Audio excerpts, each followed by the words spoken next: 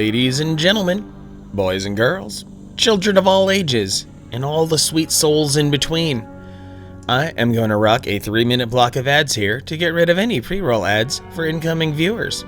As always, your patience is appreciated, and we will get started right after these messages. Talk TV.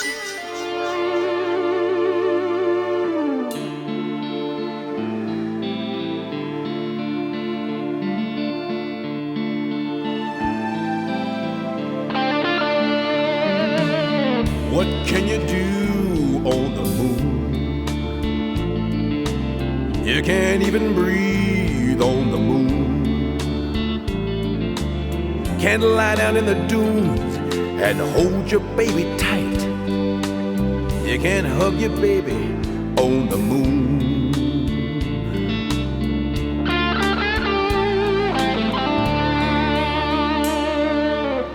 What can you do on the sun? You'd be burned to blazes on the sun. In the darkness with your love, trembling in the night. That could never happen on the sun.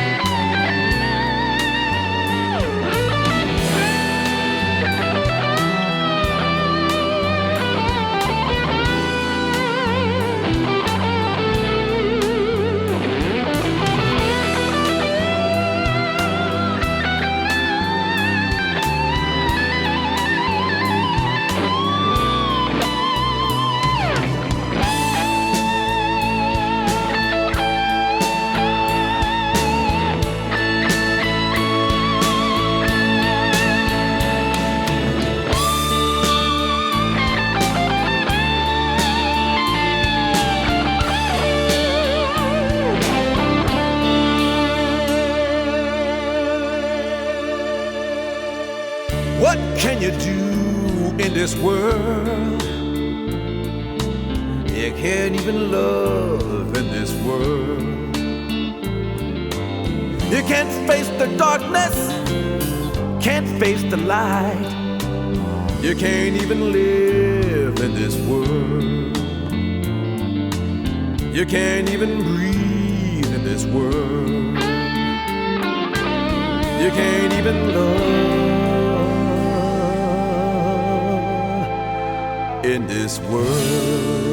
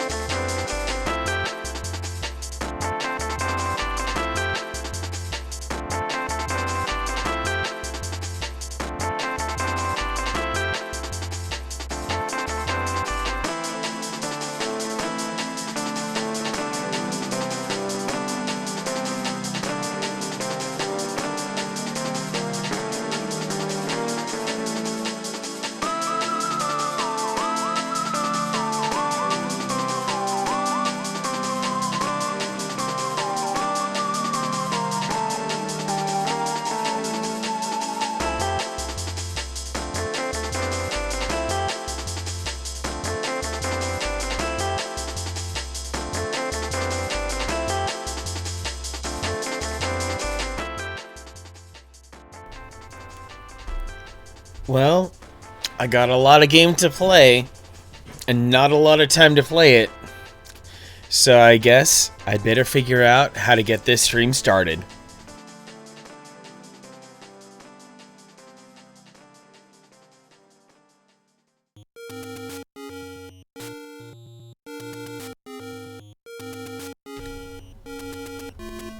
Hello everyone, happy Tuesday evening to you. Thank you for coming in. I am Manic Socratic, joined by my amazing moderators, Gravebook and Navigator Bowman.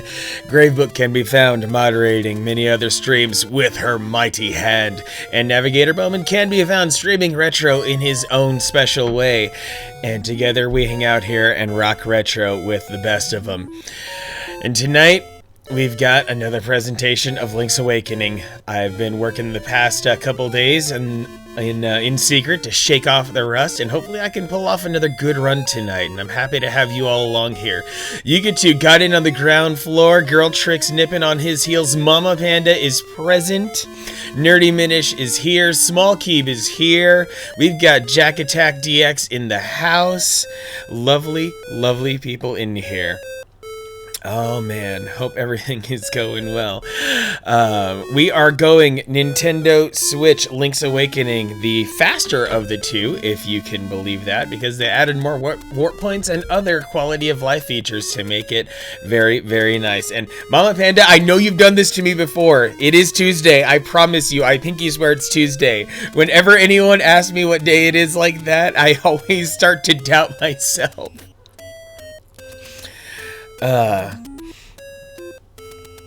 And Yuga2 making the serious money, but at what cost? At what cost?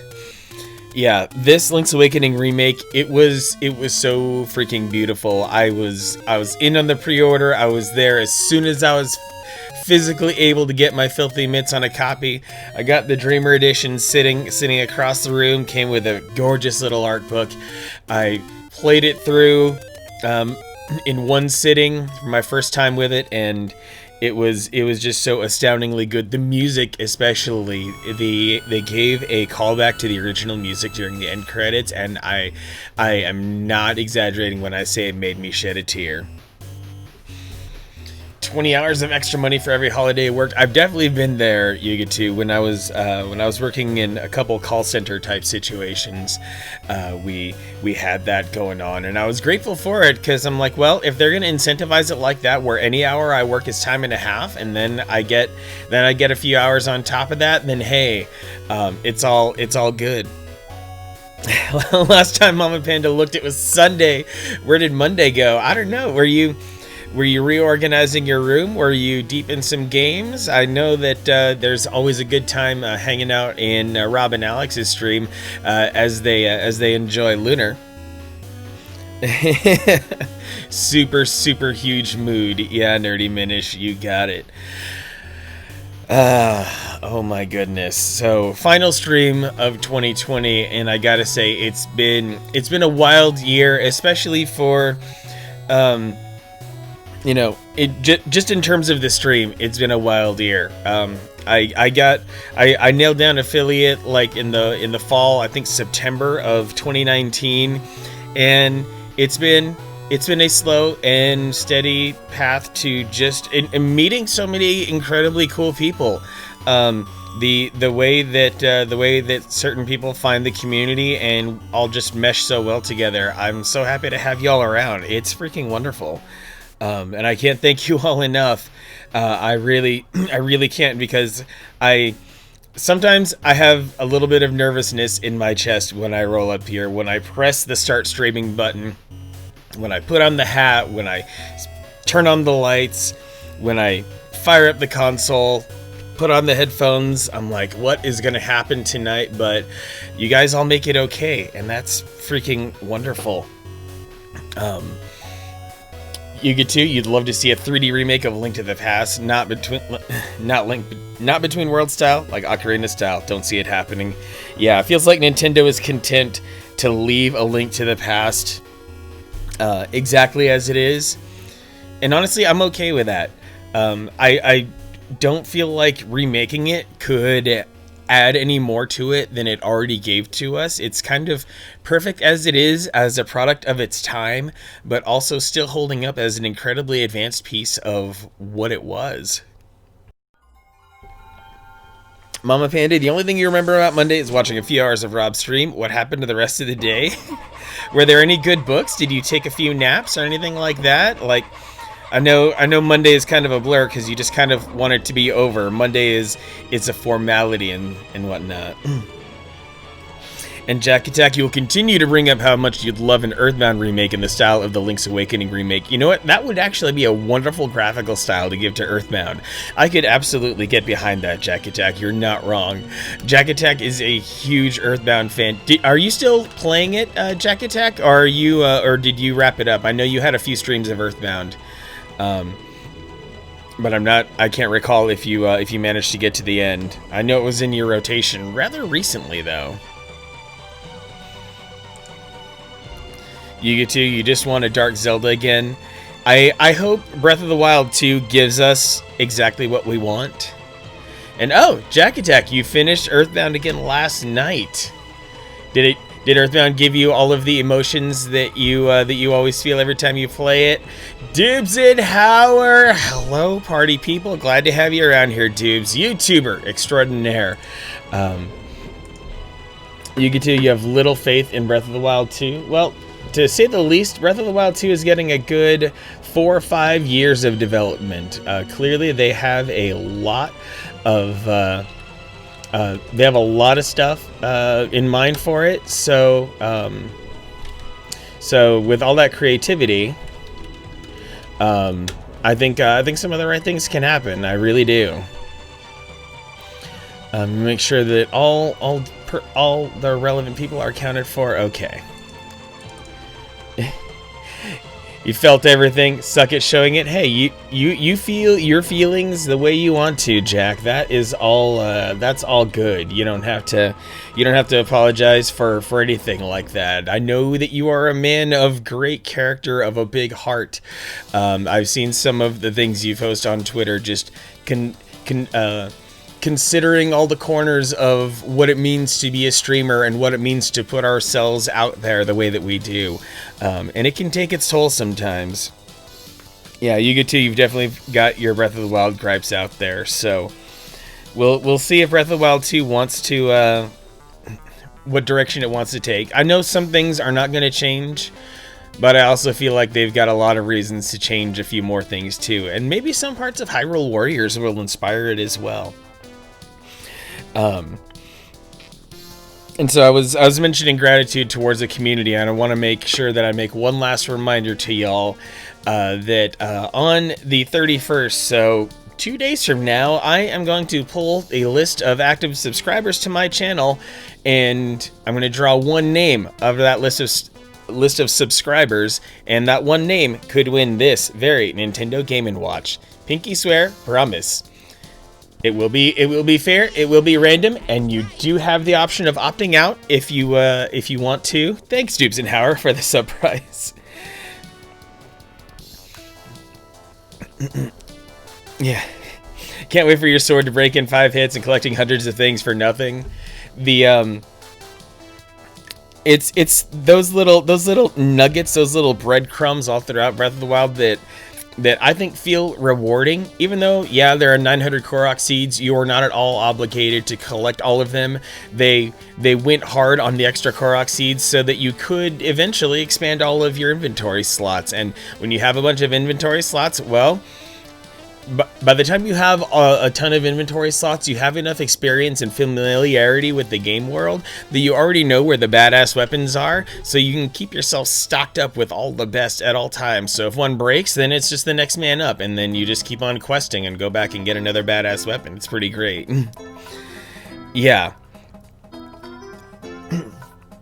And that's the thing. With 900 seeds around, If you do choose to go out of your way to get all 900, well, the game also lets you know how crazy you are for trying to get all 900, because you shouldn't have to and you shouldn't want to, but if you do want to, the game literally shits in your hand as your reward for collecting all 900 Korok seeds. So please do not go for all 900 Korok seeds. Do not burden yourself.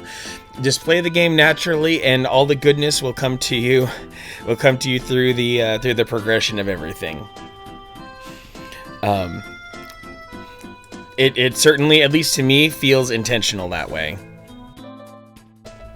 Want to give a quick shout out to a follower who managed to find me in the past 24 hours. King Crazy Mofo, thank you for the follow. Let's live the dream in Subcon together. Appreciate that very much. Yeah, just max out your inventory slots and don't even worry about Korok seeds. If you happen to find more, great. It's fun doing the activity, but you don't have to, and you should not ever go for 900. Never got more than 120, Jack? Dang.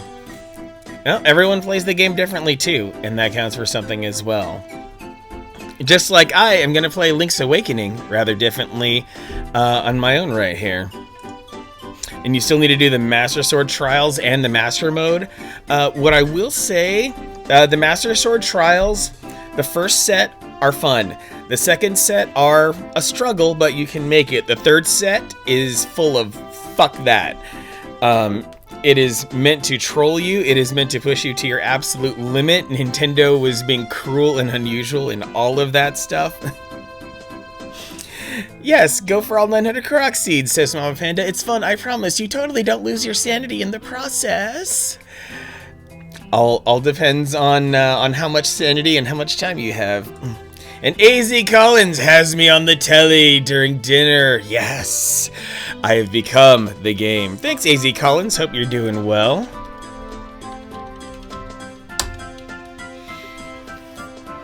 Oh, you're rocking some Street Fighter.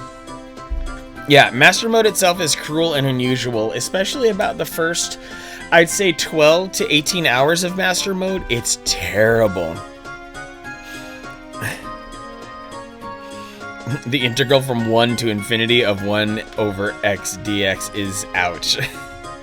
And regenerating enemies in Master Mode, yes, those are also super nope. A super nope indeed. So let's take in some Link's Awakening here, shall we?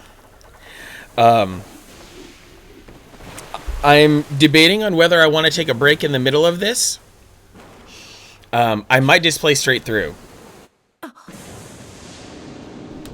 Because I'm looking at about 2 hours and 40 minutes from here to the very end.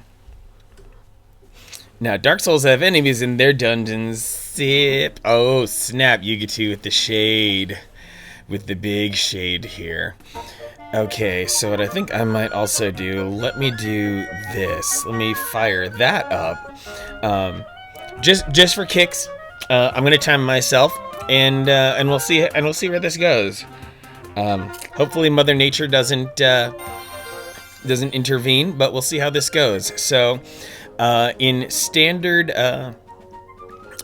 speed run rules here, we start with an empty save file.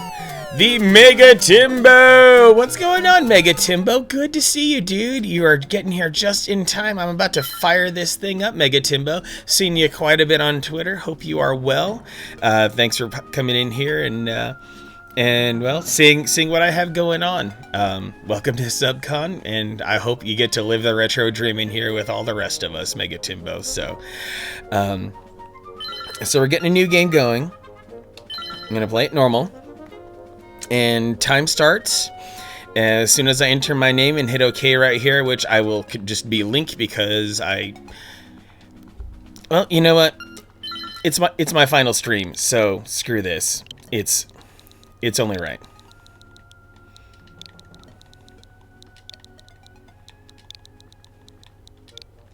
So there's that down here. Mother Nature, are you saying you don't plug your things into a UPS? Well, see, that's kind of the blessing and the curse of living here in the desert of Phoenix, Arizona, that we basically don't get weather here, and so disruptions due to natural conditions are actually incredibly rare. Regrettably, I am human, so occasionally I do human things. And yes, Yugetsu, Hyrule Castle was an absolutely wonderful part of Breath of the Wild, because it felt like a dungeon, and it felt very Metroid-ish too, the way that it forced you to weave around the castle in all of those various segments. And so basically, considering the time and all that, I get this one shot to clear the game well tonight. So I'm hoping for the best. Jose, it's the last stream of the year of hell. Yes, it was hellish in certain ways, but all I can say is, before I launch into this, if I didn't have streaming, if I didn't have you guys, I know that this year would be a hell of a lot worse than how it turned out. So let it be known that you have saved my sanity and my health in so many ways, and I'm grateful for that. So with that in mind, y'all, let's rip. So, having been shipwrecked on Koholint Island, we are rescued by the dear sweet Marin and Terran. And if you were looking to be able to read text or anything, that's not how this rolls. We are rocking speedrun style here, and every bit of text will be dealt with as quickly as possible. Yeah, 2020 is so bad; it's going to have ripple effects for the entire for years, not just 2021, but I know plenty thereafter as well. So all the bad parts here were really bad, but you know what, we're gonna come together and totally rise above it. And Marin is absolutely one of the best characters ever. Nerdy Minish, you are completely correct. I love Marin so much. She deserves the entire world and then some. Phoenix Pearl, oh my goodness. Phoenix Pearl, mi corazón. What's going on, Phoenix? Thank you for keeping your sub going. You're a fantastic streamer too, Phoenix. Please give Phoenix Pearl a follow. Oh my goodness, she makes you feel like you're her best friend and you're sipping coffee in her living room when you're in her streams. You need some Phoenix Pearl in your life. I usually watch her on Saturday early afternoons because that's how the time zones work when she's streaming from the Czech Republic. A Mexican in the Czech Republic. You can't get any more international than that, I think.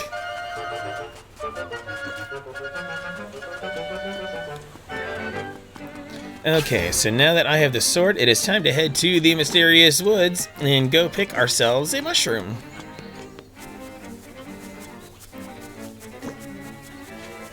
And if you ever want to brush up on your Spanish, Phoenix Pearl is happy to help.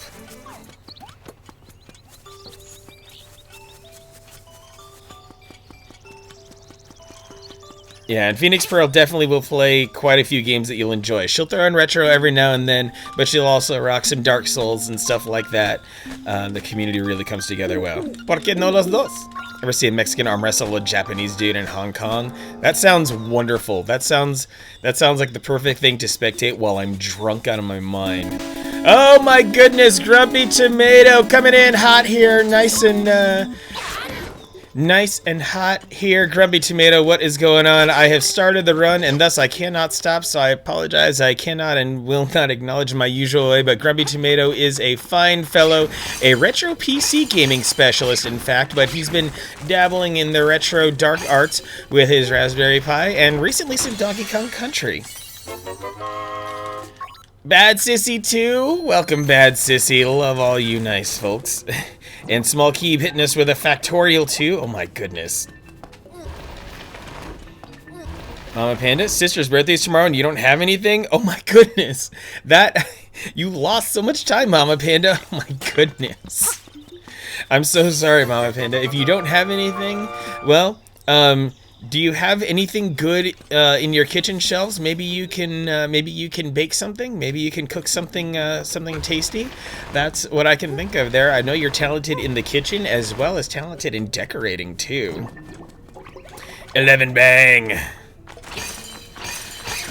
So when trying to get through any Zelda game quickly, you want to make sure that you kill Keese as quickly as possible because those guys will ruin your progress. They will bump you and they will send you down a hole and it's just bad all around. And I'm also trying to engage with the fewest amount of enemies as possible here because, well, it always takes a little bit of time to stop and slash the sword. But I will slash grass because walking through grass does slow Link's pace, and I'm trying to keep it tip top here. Glad to have met you too, Grumpy Tomato. Yes, it feels like I didn't have any specific achievements to go along with 2020, but you know what? I just sat back and enjoyed the ride, and it did indeed feel wonderful. It did feel like something wonderful was built, and I'm happy to have people like you along for the ride. So now that I've got the magic powder, I can go rescue someone.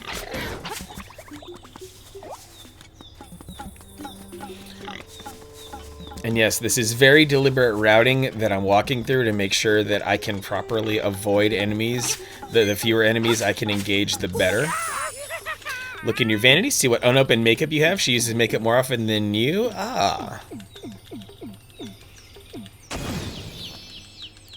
That's a good one, Mama Panda. Put together a tiny makeup kit or something. That's clever. That's very clever. And you still can't find any next-gen systems you get to? I thought you already scored an Xbox Series console. Are you still looking for a PS5, I guess you get to? If you want some help. I'm not going to say I know a guy, but the way that I use the internet does let me jump on pre-sales. So whichever one you want, I might be able to assist if you're willing to share some info.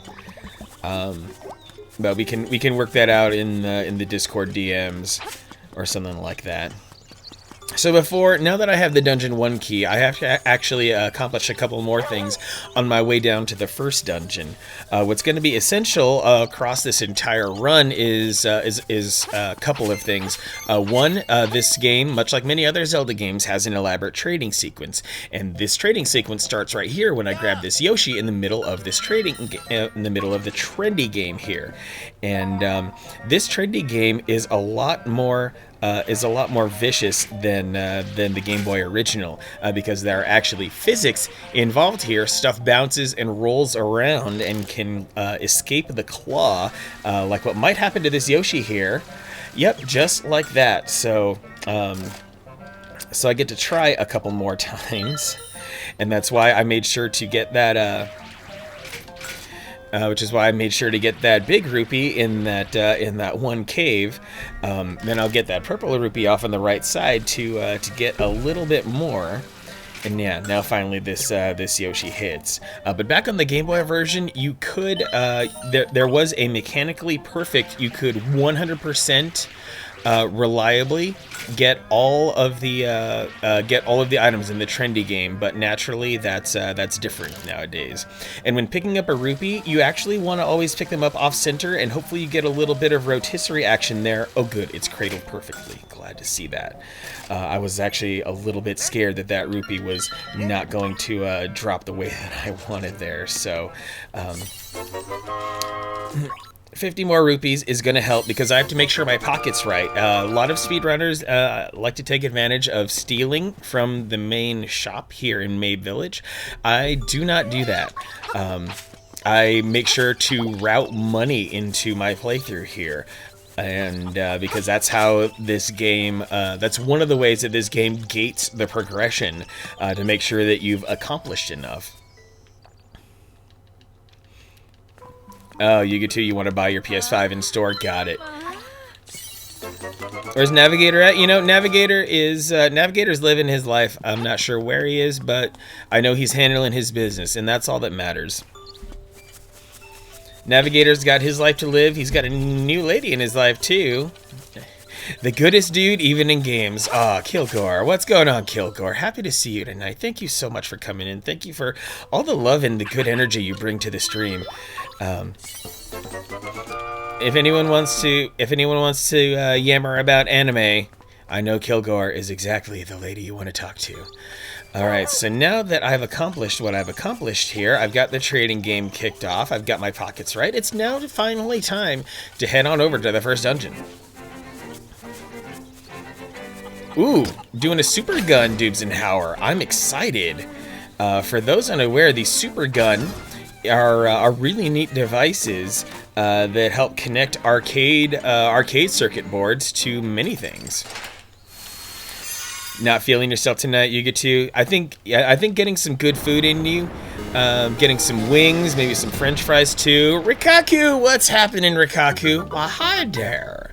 Rikaku, good to see you, man. Well, speaking of arcade stuff, Rikaku is getting himself a wonderful collection together of various arcade bits and bobs and pieces. So good to have you here, Rikaku. Hope all is well. Thanks for keeping the subscription up. You could be a winner of the Game & Watch that I have sitting atop my desk. So I will be pulling that list of names in 2 days.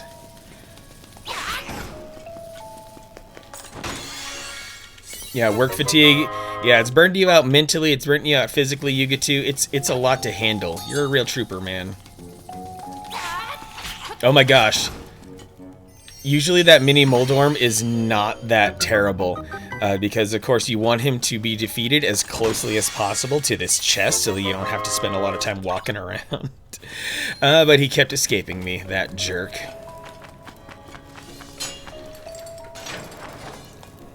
Link's Awakening on Switch and Twilight Princess GameCube tied for your second favorite Zelda game. Awesome, Mama Panda. I'm happy to be playing a favorite for you.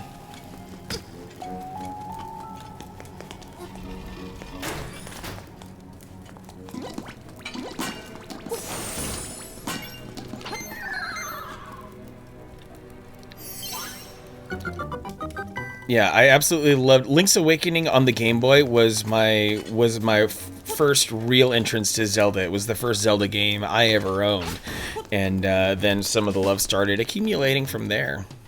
New schedule tonight, Rikaku? Yes. Okay, fun trick to this room. If you hug the right side of this hallway, then you can walk straight through seamlessly to get the chest that contains our good friend the Rock's Feather, which is going to stay on my Y button as much as possible through the rest of this. And now I can also leverage this neat part of the autosave system in the game, so that if I reload the save, all stays well just like that. And there I am here back at the beginning, so I can accomplish the remainder of this dungeon. Yeah, you get to, with you having to readjust your sleep schedule, that is mega annoying. Like, I've certainly been in situations like that when I was working overnights, and then various demands that were placed on my weekends required that I be a bit of a day walker. So it's a lot to deal with. Rikaku, less hours, but only have 1 day off. Oh, wow. Well, at least on the days that you do work, it seems like you'll still be able to maintain some level of freedom. So, you know, it's a give and take. And you'll find me jumping across all staircases as much as possible, because Link will slow down. Whether going up or down a staircase, Link's speed decreases. So all staircases must be jumped to be able to maintain good momentum.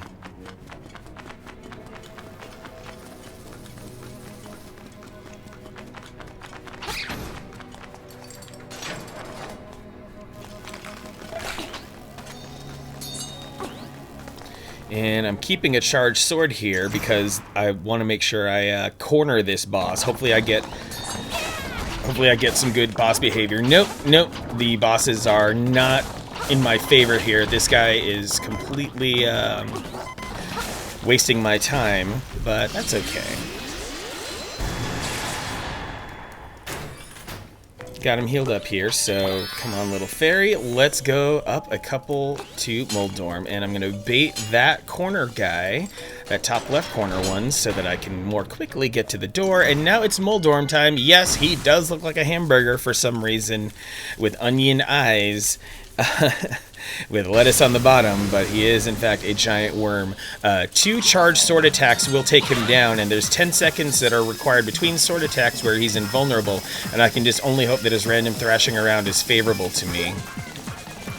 Bang! Yes, got it. That was an ideal Moldorm fight right there. Yeah, Rikaku, you were under a lot of pressure at your job. I don't know how you survived that, man, but glad you're still here. And Dubsenhauer, not looking forward to going back to the office. See, I've had a mixed schedule for a while anyway, because there are still For whatever reason, reasons I may never know because I'm not in those departments, there's still, out of an office that probably had like a good 200 to 300 people in it, there's probably still like a good 30 to 40 people who still have to come in for whatever reason. And as an IT guy, you know, those people there at the office need a little in-person TLC from time to time. So that's what I get to do. Small Cube looks like one of those Burger King toys where the items would transform into something else. Totally. I like how your mind went Burger King first. That must have been the prevailing childhood fast food joint. And there's no way to skip this owl conversation, so I'm just going to keep button mashing my way through. And before I leave this region, I need to advance the trading sequence.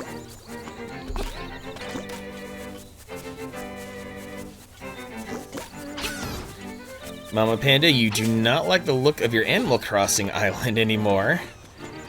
So you're going to tear everything down and start with a flat island? Oh, snap. There goes 275 hours. Time to dig up and sell 1 million flowers. Well, maybe Itty Bitty Ruby can be in on helping some of the trade there, because I know she's put in some good work on her island.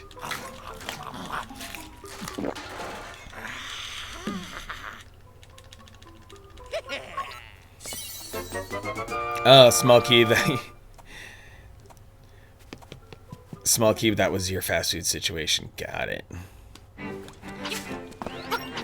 Certificate? No, Small Cube, I raw dog my job. I do not rock any certificates whatsoever. Though the extent of the certificates that I ever achieved was an A+ certification that I let expire because I just wanted to look good for Seattle at one point, but then, you know, it kind of doesn't matter anymore. Oh yeah, Nerdy Minish, we've got the bananas. Certs really are overrated. In the IT world, the IT world is, I don't know, maybe the IT world is kind of maybe a little bit jealousy inspiring, because all that really matters in the IT world is experience. Your schooling, your certs, they matter very little. It's do you have the experience doing the thing, and if you do, then great, here's your job. The CCNA though I see is kind of important though. I know a lot of jobs, they want to make sure that you keep your CCNA active, probably due to, I don't know, maybe it's part of their licensing situation with Cisco, who knows. Anyone want flowers? Yeah, whoever's out there is on Animal Crossing, link up, trade some friend codes with Mama Panda, make sure that Mama Panda can make a little money off you.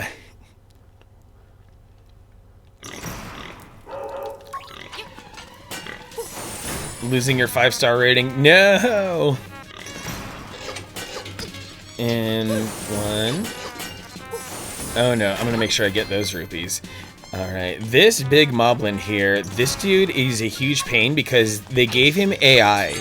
He used to be just simple back in the day. But now he's actually a force to be reckoned with because he will stop running, and if you're not careful, he will put the brakes on, and it frustrates me to add an extra cycle. And now I'm gonna hope for the best that Bow Wow lunges at me so I can get him faster. Yes, because sometimes Bow Wow will not see you, and he'll just hang out in the back of the room, and it'll take an extra couple seconds to go back and grab him. Really, any given career is about who you know. Yeah, who I know, with the exception of my Seattle job, which I got entirely on my own, somehow miraculously. Yeah, a lot of my other jobs, though, have been all about who I knew, who I built relationships with. And building those relationships really, really did cause some magic to happen. Small Keeping with the expensive route, but to get past that HR firewall, yes, you eventually have to do some social engineering.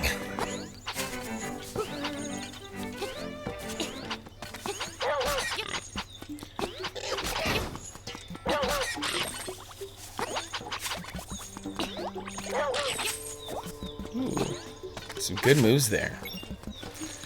Indeed, you get to preach it out. And that's a helpful feature of Bow Wow too, is that if you have the shovel, he will tell you where to dig, so that you can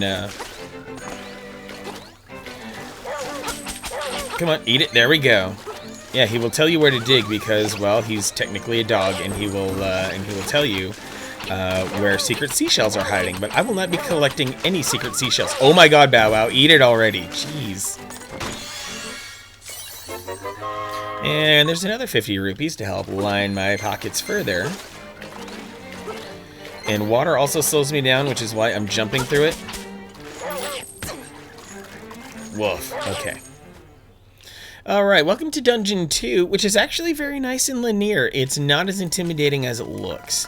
It's just one straight line, no backtracking whatsoever, so just going to be kind of in cruise control here. Keep the entrance to the island, the rest goes.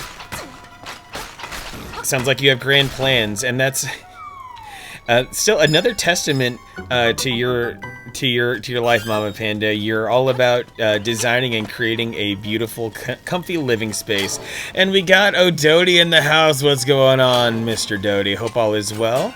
Thanks for stopping into the stream tonight. You came in rather early in the run here. I'm going to try to just knock out all of Link's Awakening tonight in one stream as promised. And I gotta say, I am a little bit rusty, but so far so good. We're in the early stages, which are easier, of course, but because there's going to be some real complexity thrown our way later, especially dungeons, well, from 5 to the end, because there's some inventory management and other complexities that go on with this. What I was doing there with that extra jumping was actually intentional, because there is a point where the game freezes you in place while it spawns the stairs, and if you jump, you can get just a little bit of extra distance out of that little buffer period there. Yes, you get some food, and I know you're gonna feel fantastic after that, whatever it is you get, man. Always take care of yourself. Always put yourself first, no matter what. Twitch always comes second. I've always maintained that. I maintain it now. I will maintain that in the future. Just always leave Twitch. You must. You can only do so much. Oh my God, throw a bomb instead. Stop grabbing me.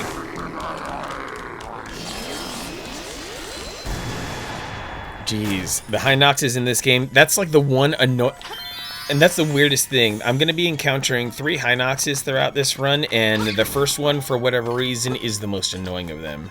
Cabal, a deathless run? Yeah, this will be deathless because I possess the skills for it to be deathless. What's going on, Cabal? Long time no see. Hope all is well. Happy to have you here.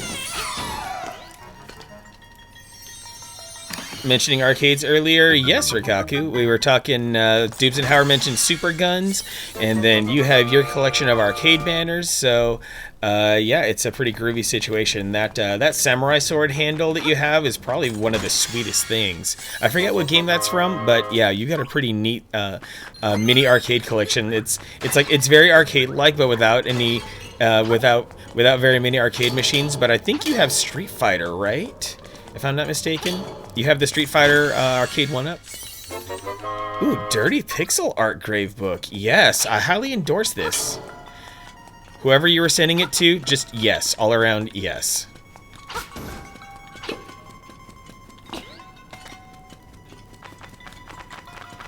How are things, Cabal? What are you playing lately? Hopefully your Christmas or whatever you were celebrating was good.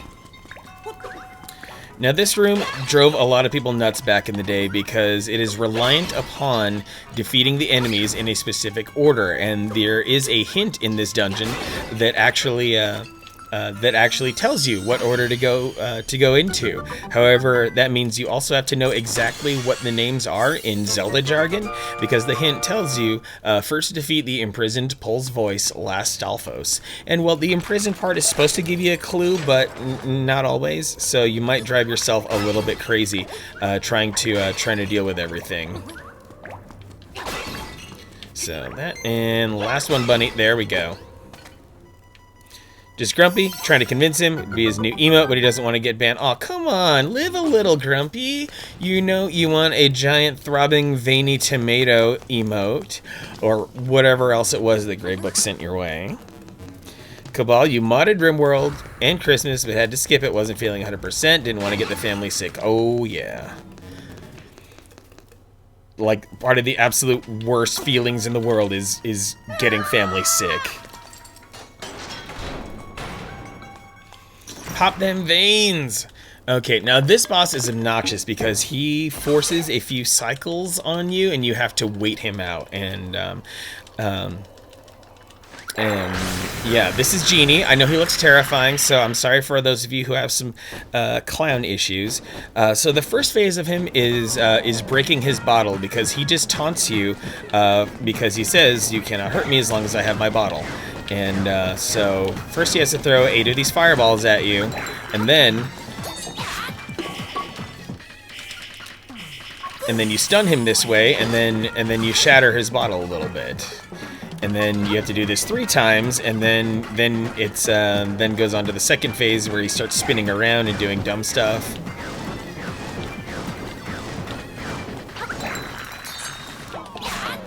But keeping him pinned near a wall so you can do a fast throw is essential. Mama Panda, wish there were a way to bulldoze the entire island at once. This is going to take forever. How long do you think it's going to take? A couple hours?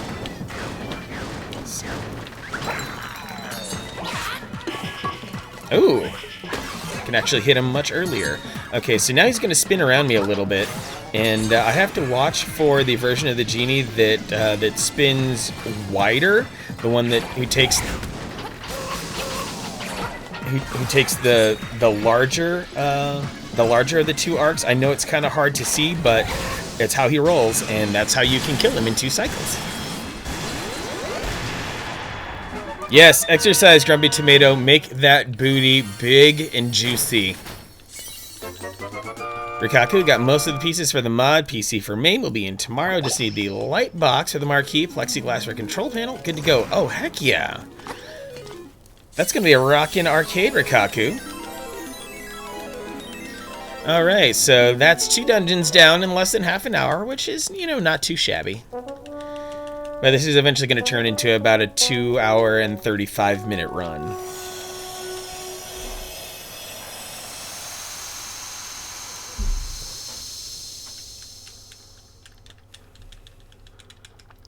Prairie. The prairie is waiting. What ideas do you have for your rebuilt island, Mama Panda? And I have to come right back in here for a little bit of extra money.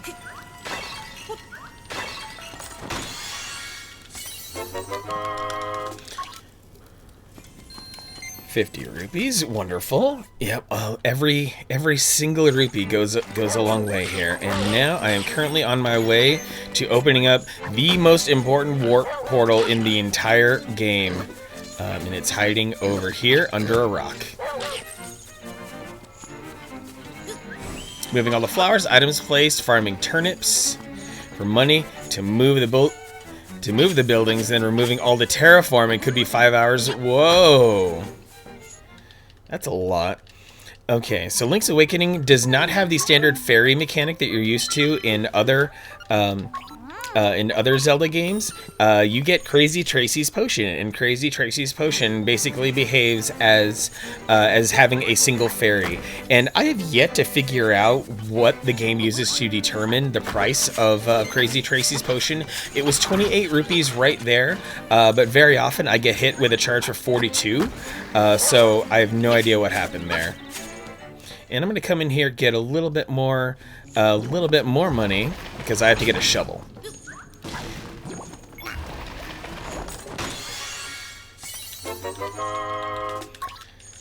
Among many other things. 274, not too shabby. That also means I can top out on bombs. And having cleared Dungeon 2, that also means that I am now eligible to make my way through the Color Dungeon. Small Keeb, you wish you could pick up flowers like you do weeds in this game. Yeah, Link's Awakening makes it feel so elegant. And now Bow Wow has returned to his owner, and she's giving me a dear sweet kiss. Mama Panda, bigger farm, style some houses to look more like shops. The game is bare with only 2. Ah, gotcha.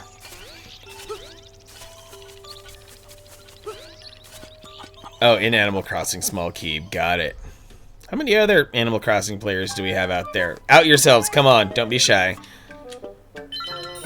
And with the money I'm gonna have remaining, oh yeah, I am full baller status right now. I can totally go in on on topping out my bombs. The game lets you carry 30 initially, and then you can double that. Same goes for magic and arrows. There are upgrade spots throughout the island, which I will not be using, but you can double your inventory. Jose Moon, what's happening, Jose? Good to have you here, my neighbor from just down the way. Yes, Grubby Tomato needs a Switch. Do it, Mato, do it. Spend the $299.99 and then the absurd amount of money for all the accessories.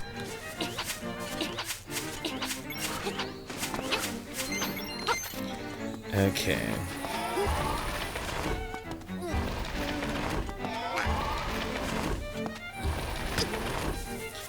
And now the final piece. There we go. Ah, I should have grabbed that. Nerdy Minish. If you had this game, probably wouldn't get anything done. Just sit and listen to Marin sing for hours. I think we need to fix... You have a Switch, right, Nerdy Minish?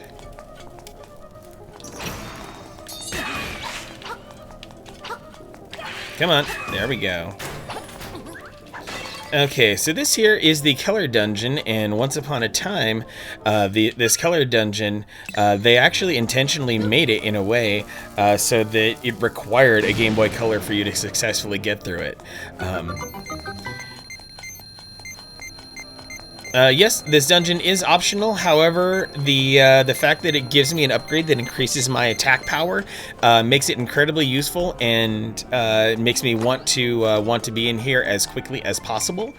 Because obviously, the more powerful I am, the faster I can defeat enemies, the faster I can do literally everything. So it's in my best interest to do stuff here in the Keller Dungeon, and that speeds up everything else I do after this.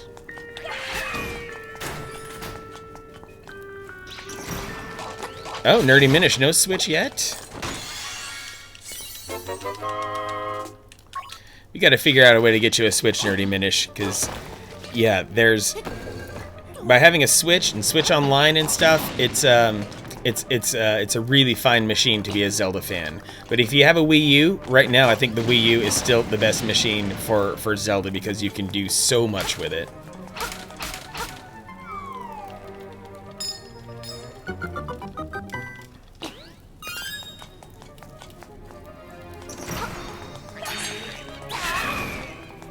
Two down.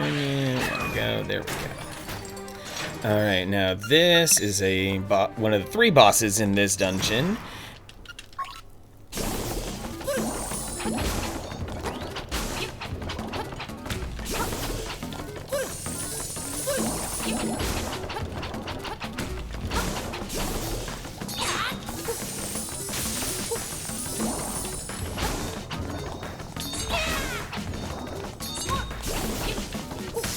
Oh, come on.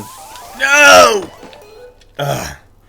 I'm gonna have to take another visit back to Crazy Tracy here because I was being very irresponsible with my, with everything. So many shovels. Thanks for the alert, Small Keeb. Oh, and of course, a fairy appearing right there if I were actually, you know, irresponsible gamer.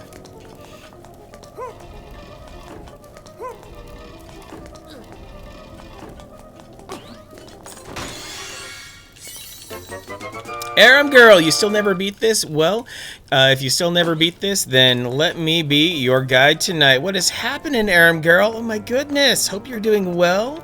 Long time no see. I know you have a busy life just being out there and being amazing. I wish my hands were free to give you the proper shout out.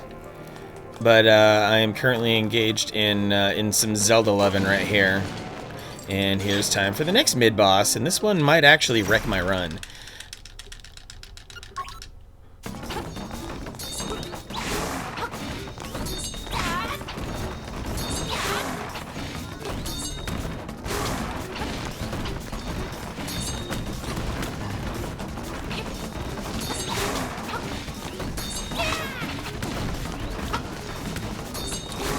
Okay, whew, I was a little scared, but I also was a little bit on the patient side.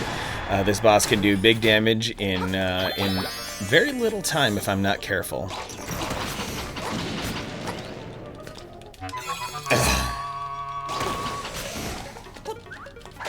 I usually do not like picking up pieces of power, but you know what? That's just life.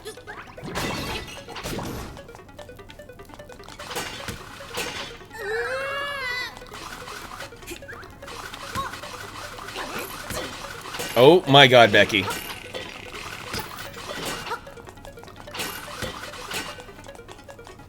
And actually, this is pretty messed up because I'm imprisoning them literally forever by doing that. Alright.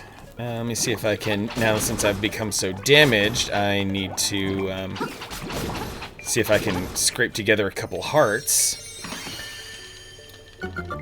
Costing me a little bit of time here.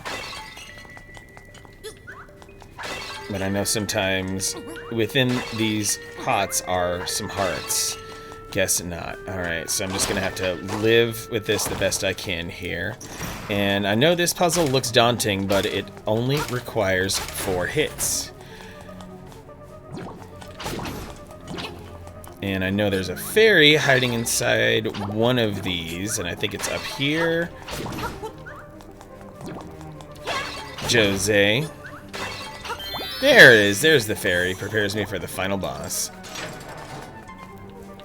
And all I must do... chuck a bomb over here, and then wait over here, and then it's time to face the final boss. Best way, and hope I can pull this off, best way to deal with this boss is just to be aggressive. Slash as hard as you can. 2K bells. Ooh. Well, at least you have a ton of stuff you can sell, Mama Panda, so that'll help to alleviate the pain of what you're dealing with. No, I'm not going to take my time, because then that means you get to live longer. And that was actually a really good fight against this boss. Your island's called Hyrule. If you try to make it look like the Ocarina of Time map, Death Mountain, Castle Town, yeah, Mama Panda, that would be very on brand for you. Power of color, baby. Powerful red mail. Yes, and yes.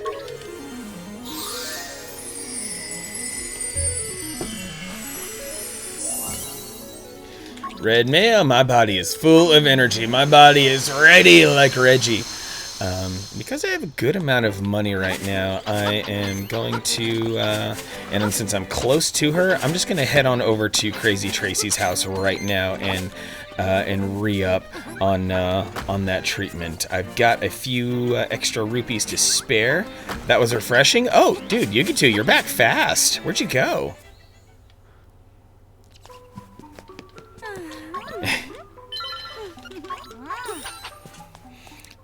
Zelda is whatever gender you need Zelda to be, Cabal. Mix and match. Make it fun. Okay, so now that I am powerful, I can make my way over to the 3rd dungeon. Oh, took a shower? Oh, yes, that is correct. And actually, I think I talked about that in my stream on Saturday, that that if you're depending on well, if you're feeling bad, there's 2 things you can do about it. You can eat chicken, and or you can take a shower. One and or both, whatever order you wish, will set you free. So the shower's a great way to straighten you out, and now once you get some food in you, you're going to be in a very good place.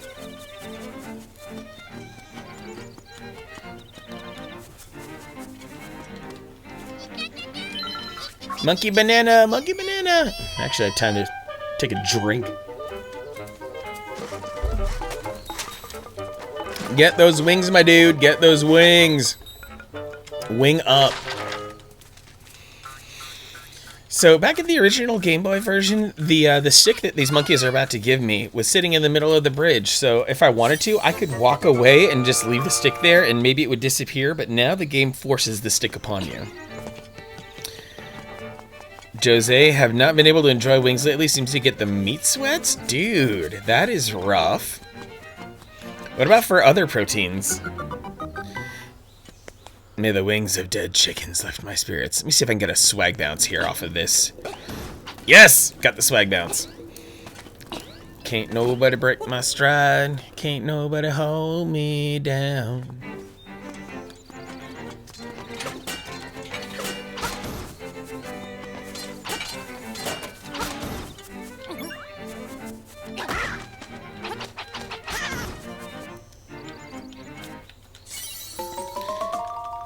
Mohascudium with some very passionate opinions on Wingstop.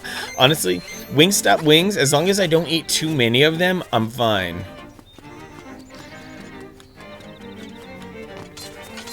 But I think it's something in the specific oil that they use or something like that. I'm not entirely sure, but yeah, I'm not about the Wingstop life when it's more than like a dozen.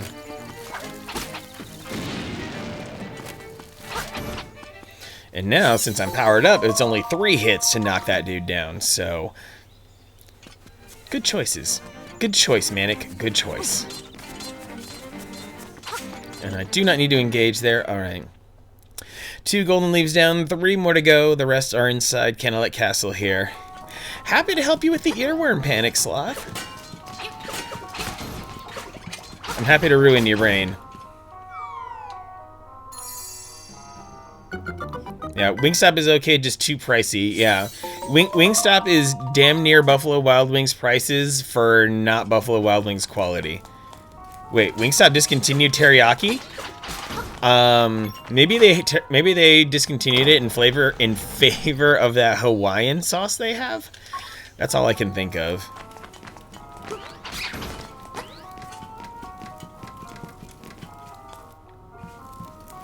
Okay, now to see if I get good guard. Oh, that was unexpected. I did not expect to end up behind the guard. But in any case, I was able to kill it quickly. Yeah, it might just be your location. I haven't eaten at a Wingstop in quite a while though, so can't quote me on anything.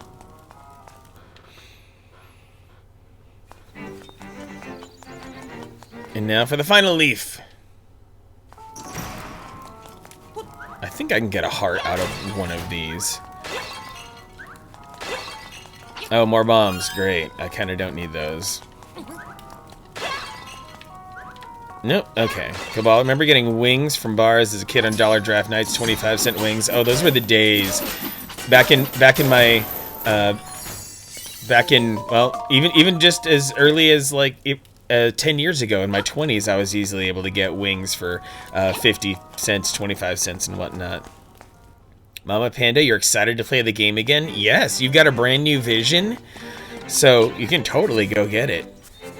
I'm happy for you, Mama Panda. Yeah, that's whatever it takes to keep enjoying the game, because yeah, no doubt it was feeling a little bit on the stale side by just making a bunch of small improvements to your islands, and now you get fully refreshed. Ruby right before stream said she was going to take a shower, so she's probably just going through her nighttime routine, and she'll be in here shortly. No doubt. She sent me a little snap on Snapchat. Now this guy, Richard, he is a very interesting character because he comes from a game that was never released in the United States. It stayed in Japan, and it was called For Whom the Frog Tolls, and it's just kind of interesting to see that they still retained him and revised him all the same, because well, this game is released worldwide. But if you hang out in that room long enough, the music will change over to what's known as Totaka's song. One of Nintendo's composers, he has a silly little melody that he likes to inject into games, and you could possibly hear it.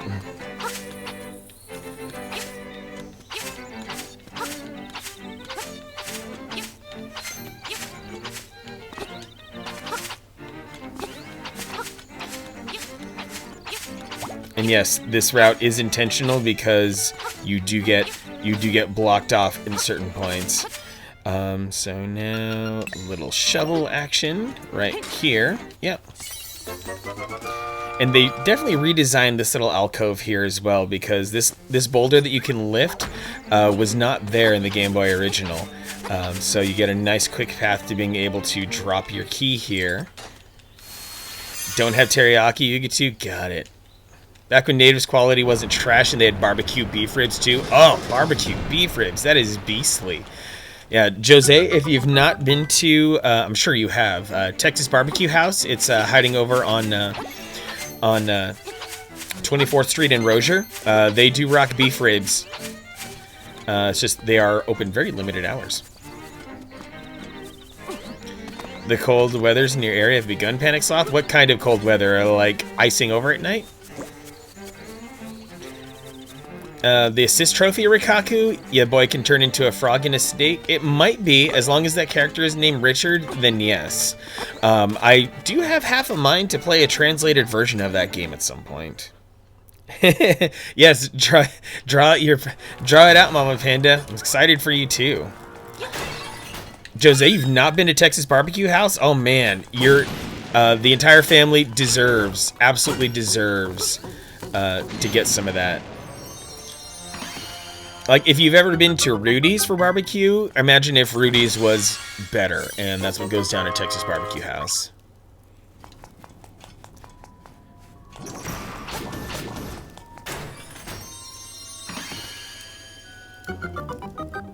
And nope, I don't need what's in that chest. There's Itty Bitty Ruby. We summoned you, Ruby. Mama Panda is excited to tell you about all the things that she's got going on in Animal Crossing. Not like a Texas Roadhouse. It is where a Texas Roadhouse is like steaks and American style entrees all around.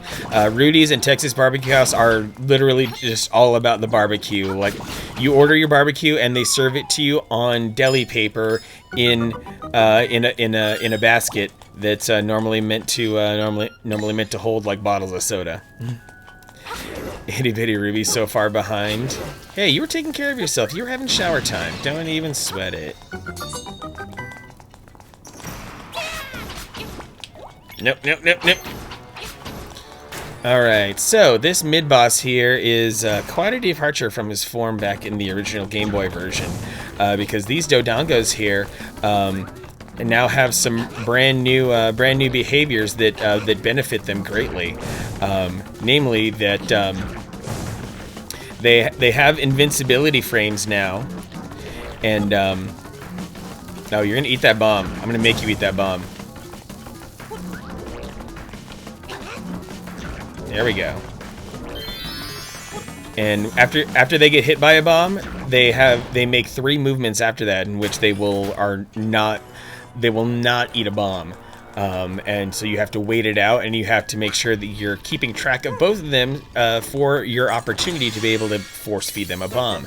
And now, this being somewhat of a speed run, this can now totally live up to its name because I can run now.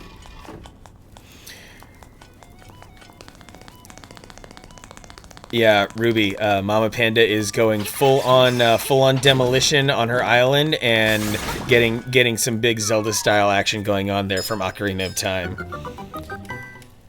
So the real big obstacle in this dungeon is, believe it or not, not tied into the mid boss. It's about oh no. It's about gathering 4 keys so that you can get through the giant obstacle in the middle. Noom boots, yes. One of the best items ever, Nerdy Minish for sure.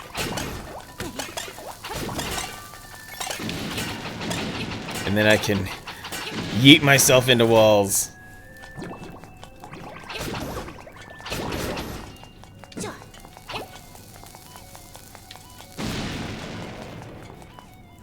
And then, let's see, I don't think I'm getting the triple kill on this, but that's okay.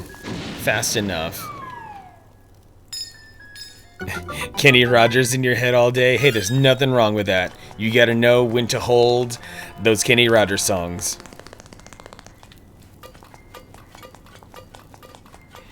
Okay, so now for the 4th small key that I need is actually near the entrance of the dungeon. So I'm gonna scoot my butt all the way over there, courtesy of the warp point right here. Past tense of yeet. Is it yeeted or yote or yacht? Yoted?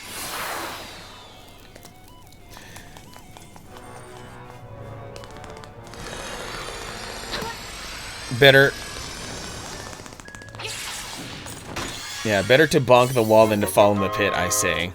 Okay, so there's the 4 small key, but I'm not going to leave this region of the dungeon yet. I'm going to pop back over here because now that I have the Pegasus boots, I can now take advantage of a certain thing that's going to make me very wealthy.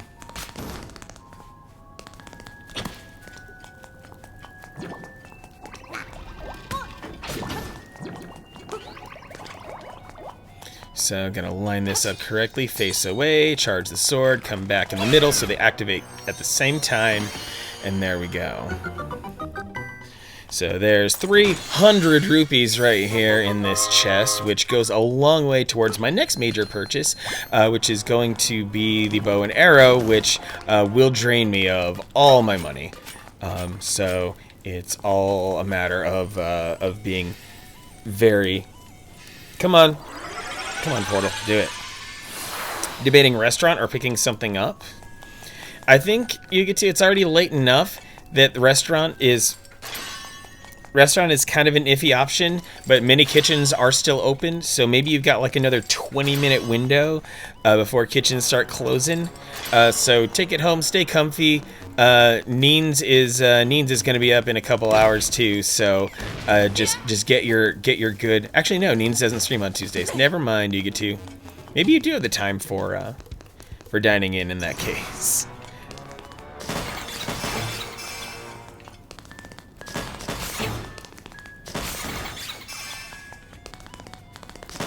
I love the sound effect. Ooh, you know what?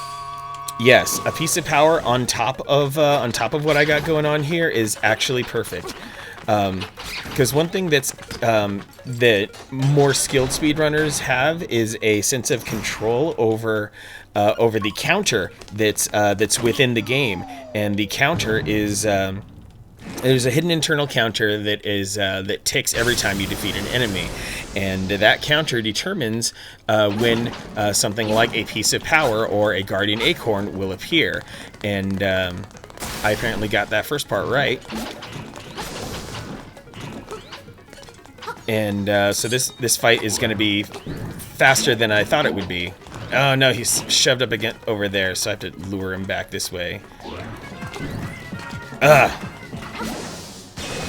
Oh well, still 2 hits anyway.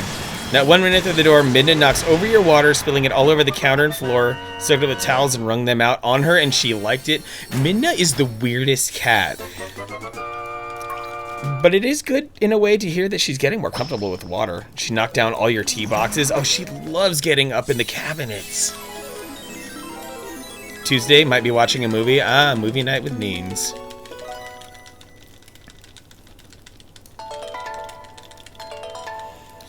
Yeah, Midna's only 6 months old, but she's obsessed with water. It's the funniest thing. Black cherry tea? Ooh, that does sound nice. Waterfall. It is hidden in the waterfall. Okay, so now it's time. Now it's time to show that Link's Awakening invented Inception, and I'm going to prove it to you here in a moment when I visit this next building here, the Dream Shrine.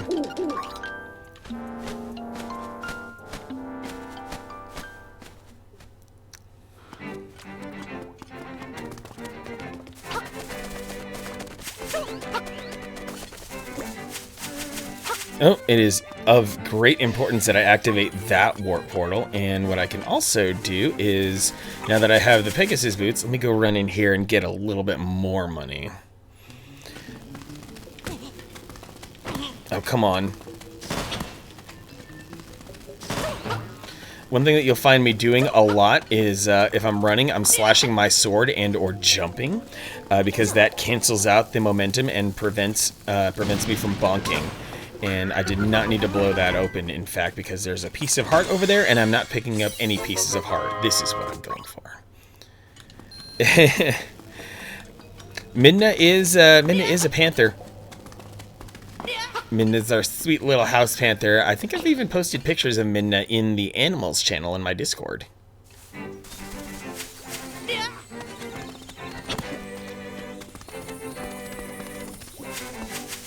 There we go. Okay, so things are weird. because the entire thrust of this game is that I'm on an island that is the figment of the dreams of the windfish, and then I walk into this shrine, and then there's a bed, and then I go to sleep and dream. So yeah, that's something. Anyway.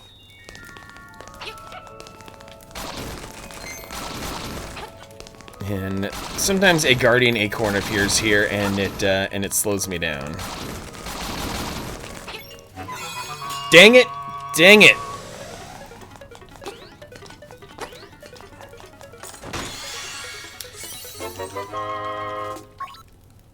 Yeah, Midna is a very silly cat.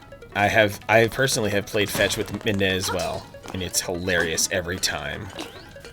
And oh look, an ocarina! A powerful ocarina, isn't that something? This game came out before Ocarina of Time.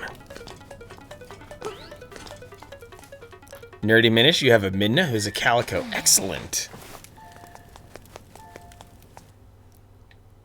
More Midnas. Mama Panda, wish they had an option. Popped up, put all items in inventory into house storage. Yes or no when you pick something up and your inventory is full. Oh man, that would be nice. Okay, so... yeah, all blue rupees are worth picking up here, so... Alright, so the next part of this, since I have a stick, Terran needs this stick to continue the trading quest. Don't know why he needed a stick, why he couldn't just do that with his hand. Poor dude can't catch a break. Gets turned into a raccoon and now chased by bees. Duffy Loner, what is going on, Duffy? Happy to see you here. I've got Mama Panda and Duffy, some of the all-stars of Rob and Alex's stream. Happy Tuesday evening to you, Duffy. Hope all is well. Hope your week is going smoothly. Alright, so now I'm in a position where I can open up the next most important warp point in this game, and it's hiding over here. Since I'm on my way to the southeast region of the island anyway, I might as well do it.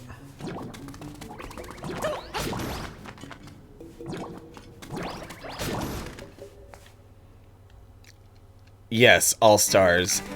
That's a beautiful community you guys have over there in Rob and Alex's stream, and I'm happy to know y'all.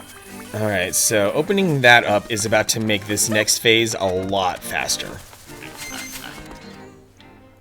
Rikaku, you have a theory. Bring it. I'm all about Zelda theories, or whatever other video gaming theories you might have. Oh, come on. So many enemies in this cave.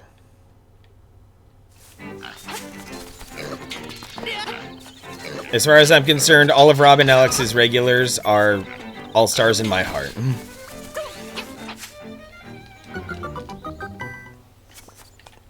Rob and Alex are the kind of people who attract wonderful people, and I'm surrounded by delightful folks as well. It's been a good fit. It's been a very good year and a half that I've known Rob and Alex.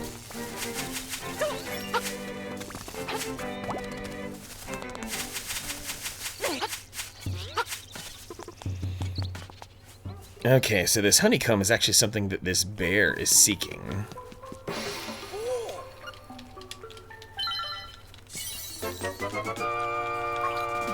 Mo, you like turtles? Well, there's an entire mountain named after a turtle coming up later in the game. And it would be cool if Mirth Turtle went here. Mirth Turtle does a pretty good stream. What's going on, Mo? Mohaskidium, an all-star of the Grumpy Tomato channel community. Rikaku, midnight to 8 a.m. Come home, say 8:30, go to bed for 8 hours. Has you up at 3:30, gives you 9 hours to squeeze in streams. Yeah, you can get in a good 3.5 hour stream right there, at least. At least. While still giving yourself a lot of good no-pressure time to be able to do whatever else you want, to get ready and whatnot. Maybe even take an additional nap. And now for a very romantic moment that I'm going to completely ruin by mashing the buttons. Mr. Nerney, what's going on, Mr. Nerney? Welcome to the stream. Hope you're doing well. Happy Tuesday night to you.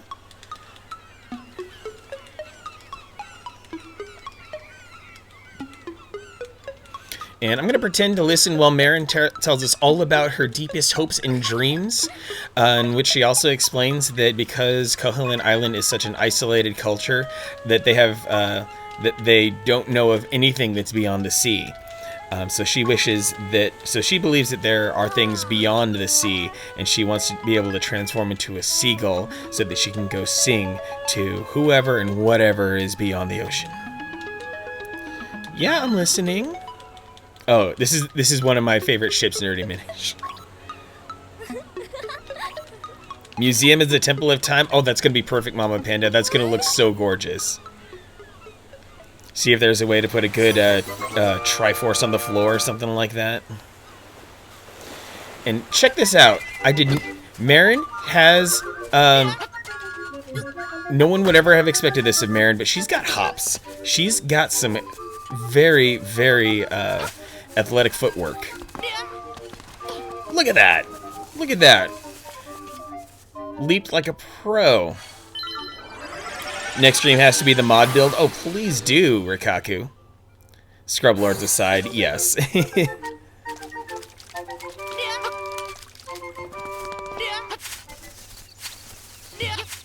Marin, go yeet. Seriously. Where did she learn to jump like that?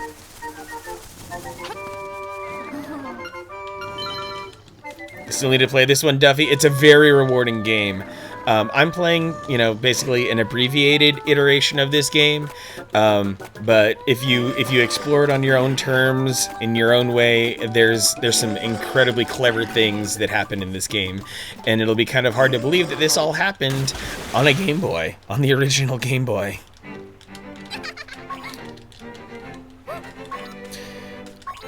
Okay, so now I get to go defeat a minor boss.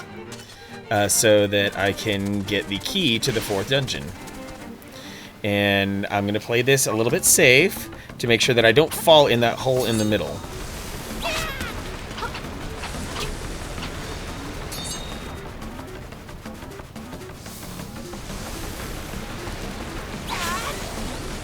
Usually four spin slashes will get the job done. DKC3, there we go.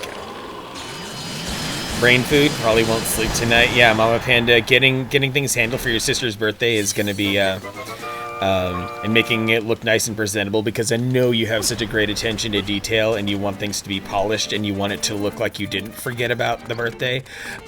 So, you're going to do great, Mama Panda. It'll just take a little bit of time.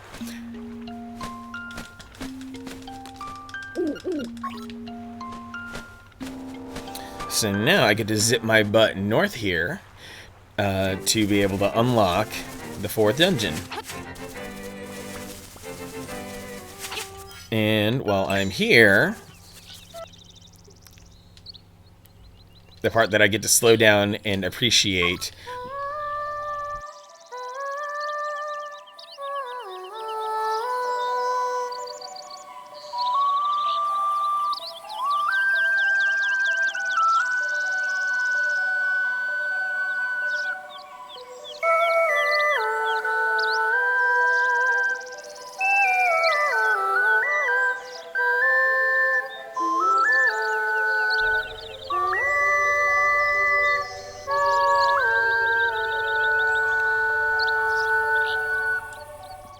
Big ooh-woo energy. Yes, it sticks out in my mind for sure.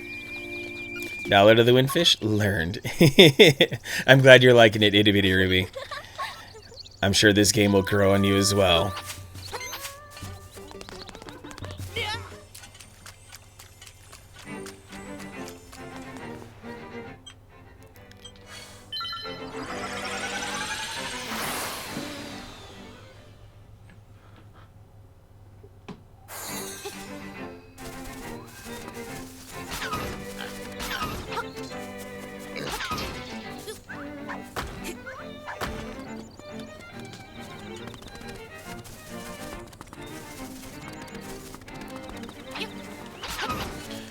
So coming over here, the keyhole to open the 4th dungeon is just over yonder, and there's an additional warp point that I'll be cracking open as well. Oh no, you don't.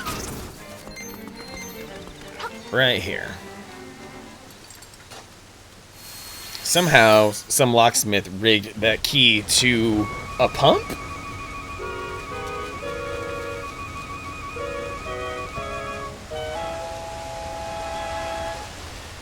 And I'm going to go open this warp portal over here first before heading over that way. And this warp portal I will touch now, and I will not touch it again until the very end of the game. Not exaggerating. We're not going to see that for another about hour and 10 minutes. Oh, that was fast, Mama Panda.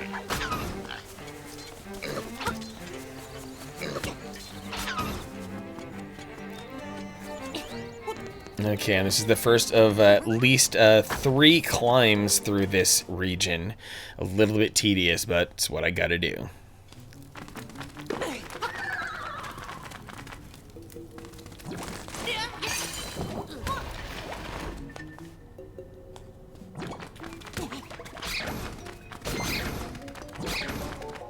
$692, not too shabby at all, especially since I'll be picking up another big amount of rupees right here in this chest. Another 50, no big deal. Cruising right along on my way to getting 999 rupees. Actually, I think they took the cap off of the amount of rupees you can carry in this game. You can get filthy rich.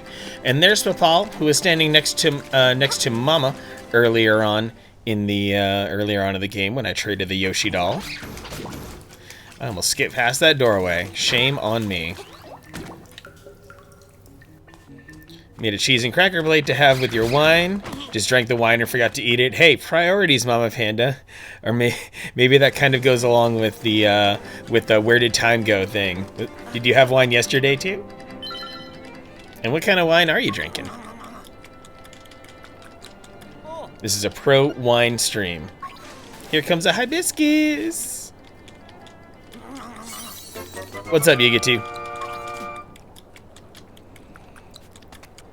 Those eating noises are just a little bit too realistic for my taste.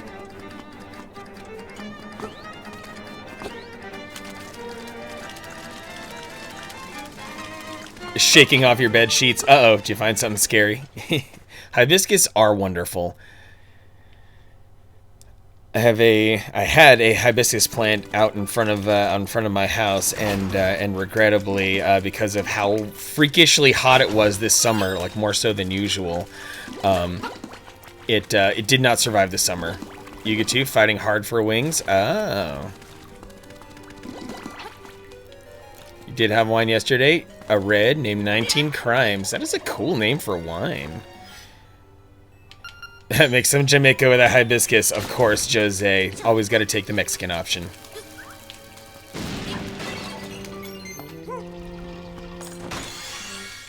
You almost went back to sleep. Dang. You just took a shower a few minutes ago and you're already back in sleep mode. That's some rough times.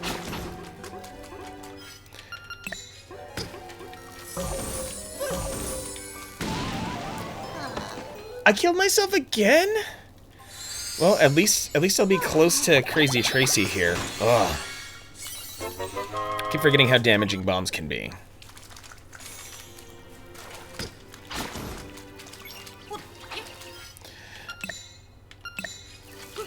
Gotta fight it. I am seriously, and that's the thing, like, I'll fess up to it immediately here. I am rusty at this run, so yes, I'm gonna have to go route in a 3rd trip to Crazy Tracy and hope that I have all of the requisite dollar bills, y'all, to get the job done.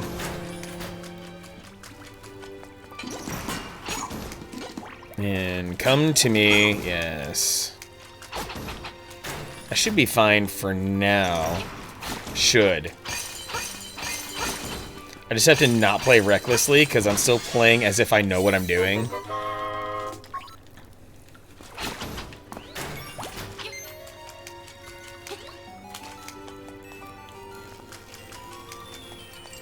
So 3 small keys is enough for this segment of the dungeon.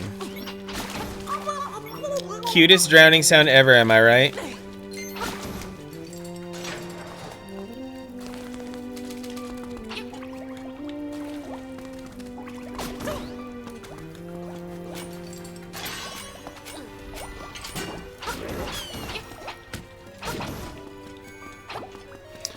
Alright, those 2 enemies right there I cannot touch because they trigger a cutscene that leads to an item that I do not need.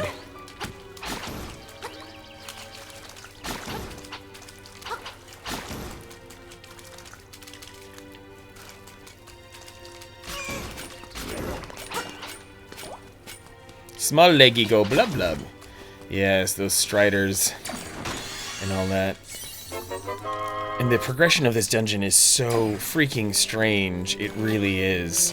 But I just gotta go the way that I have to go. Pretty sure told Neens Link could swim. You told Neens Link could swim just so we could hear the sound. Does that sound remind you of something? Okay, I swear there's an invisible wall right there that prevents you from doing that. I have tried that jump so many times, and I just get blocked. There's a mid-boss now. Hopefully I survive it.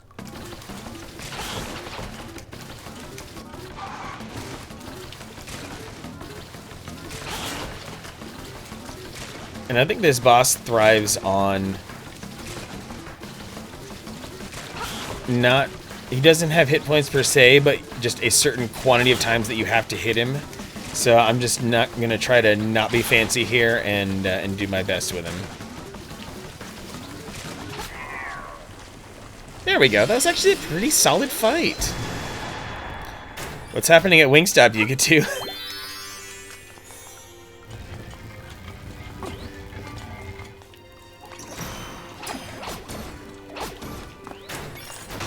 Are the employees being weird, or are the customers being weird?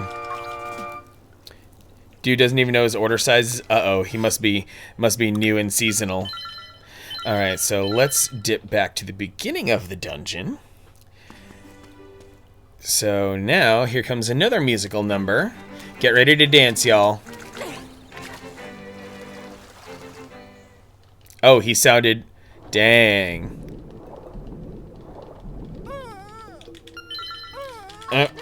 No.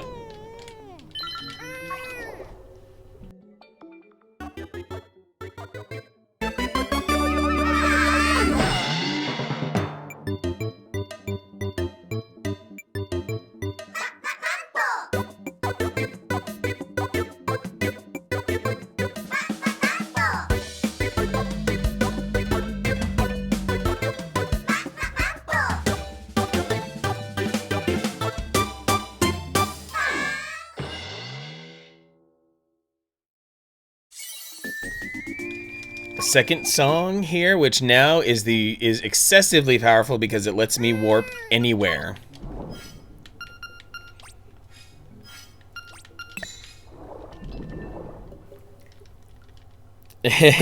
We just learned Mambo's Mambo, Nerdy Minish. And now, what I am allowed to do, because I have the flippers, I'm gonna set Dungeon 4 aside and go immediately to the 5th dungeon, which I conveniently opened the warp portal for earlier, just a little bit ago.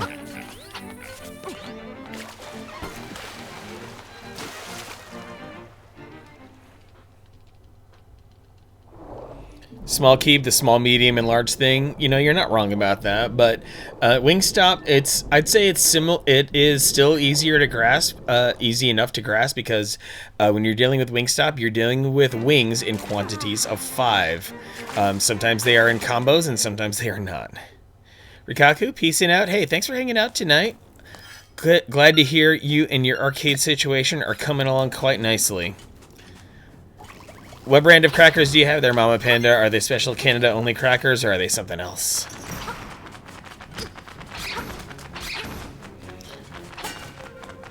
Now, this dungeon is like my favorite, but it can also get really irritating sometimes, too.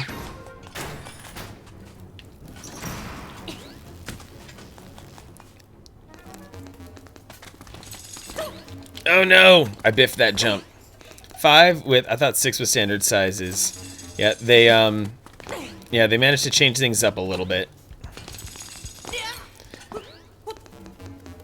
Breton vegetable crackers. I think I've seen those here on store shelves in the US.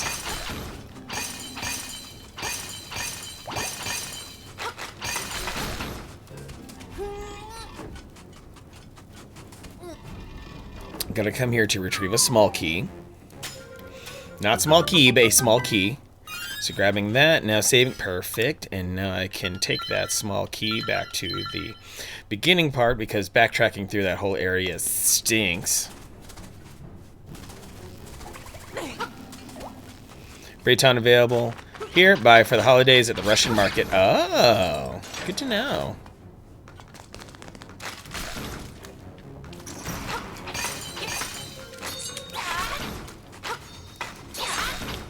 Ooh, yes, got a twofer. All right, now this guy is the mid-boss, the real boss of the dungeon, I think, because you have to follow him around and pester him a whole lot.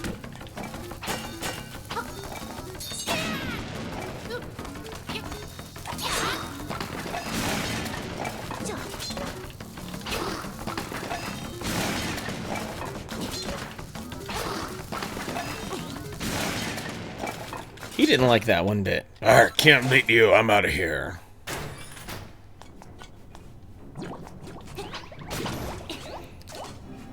This game is such a joy. Red 13, what's going on, Red? Happy to see you. Hope all is well over there in TurboGrafx land with Princess Za. Thanks for stopping by, Red. Yeah, this game was my entry point into Zelda, so I'm all about the joy from this. This is one of my bread and butter games. Happy to have you here.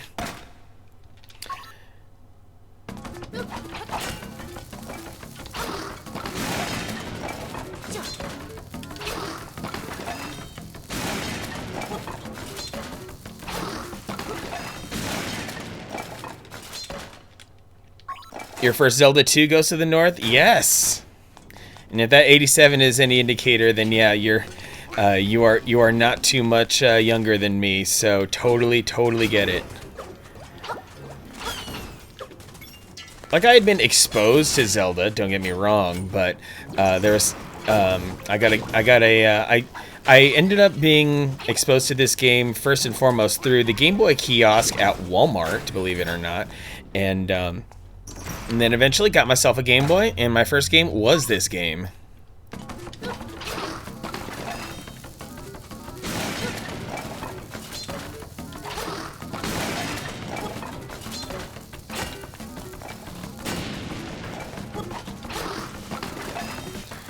Played this game so much. What, the cartridge died? Wow, that's incredible. Actually, I applaud that much playthrough. I'm sure that would have happened to me as well. I don't think I have my childhood Link's Awakening any longer, but that's all good. All right. So now that I've encountered Master Skull 3 times, I get to go face him in his 4th room, which I opened earlier. Hey, Red, you know what? If you didn't have the opportunity to play it until the remake, that's fine. As long as you played it, that's what's essential.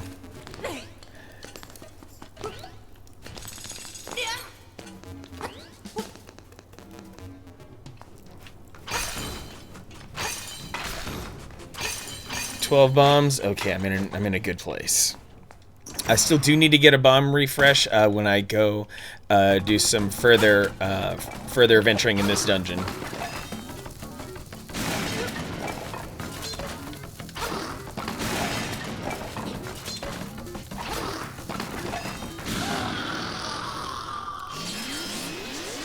And the 100% completion feels super good, right? Like I am halfway tempted to go back into my Majora's Mask, which I got all 24 masks last Friday, but I want to 100% that as well because there's a certain special feeling about that as well.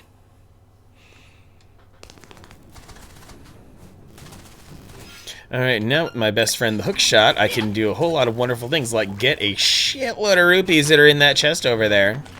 among all the other monetary rewards that are going to get me the bow and arrow, because this is a no stealing run as well. We're staying honest in all of this. See, we're already up to 848 rupees. It's all good. We're rolling in the dough.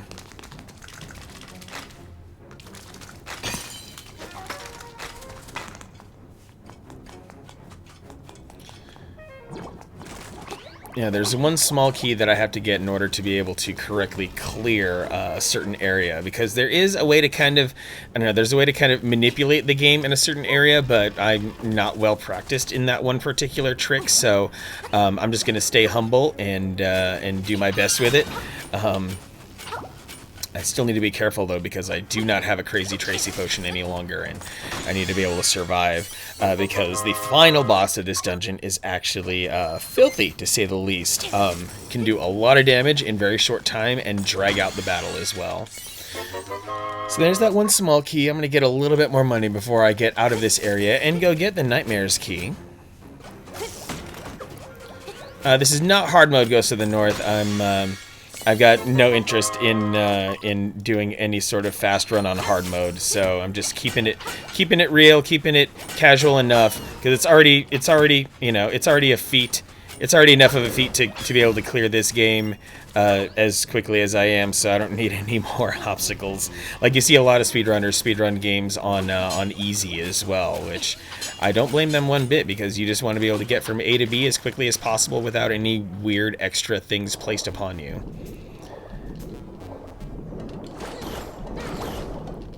But I do have a, if your eyes are quick enough, I do have a hero mode deathless save file here on this game that I am a little bit proud of, just a little bit.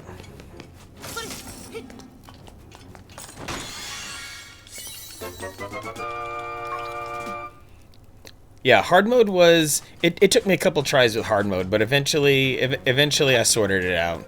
It's just I'm such a champion of the game that there's very little that can surprise me. All right, Mama Panda, yes, you're full of crackers and wine. Now it's time to terraform that Animal Crossing island. I'm excited for you.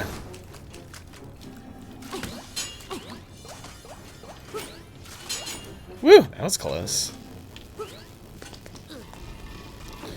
All right, praying for some good cheeps here in this next room, because they can be trolly.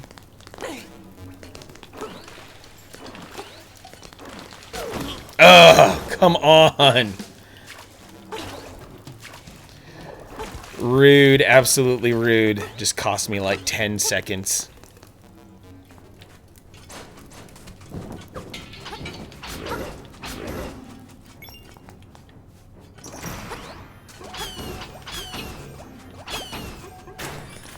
Well, that helps a little bit. Okay, so I'm gonna have to do this. I'm gonna have to just rely on my wits here. So this boss, basically, has a 25% chance at giving me a good pattern that will let me defeat him quickly, because of the way that his tail always starts. He's gonna bust a hole in the middle of the room and then make 4 holes in the corners of the room, and and if this room were a clock, the tail starts at approximately 9 o'clock and goes counterclockwise. So I'm always going to be at the top left of the room to start things off, and I'm just hoping that the boss will poke his head out of the bottom left. So now I regain control after this next tail leg. There we go. Oh, baby. No, no! No! I have a second chance. Yes! 3, 4, 5, 6, 7, 8. Yes! Oh my goodness. That was double luck right there. That was, I don't even want to know the statistical chance of that. Oh my goodness. Whew. Terrifying, y'all. Terrifying. So now that I've completed the 5th dungeon, we can now finish the trading sequence. Actually, yes, Jose, this damn boss.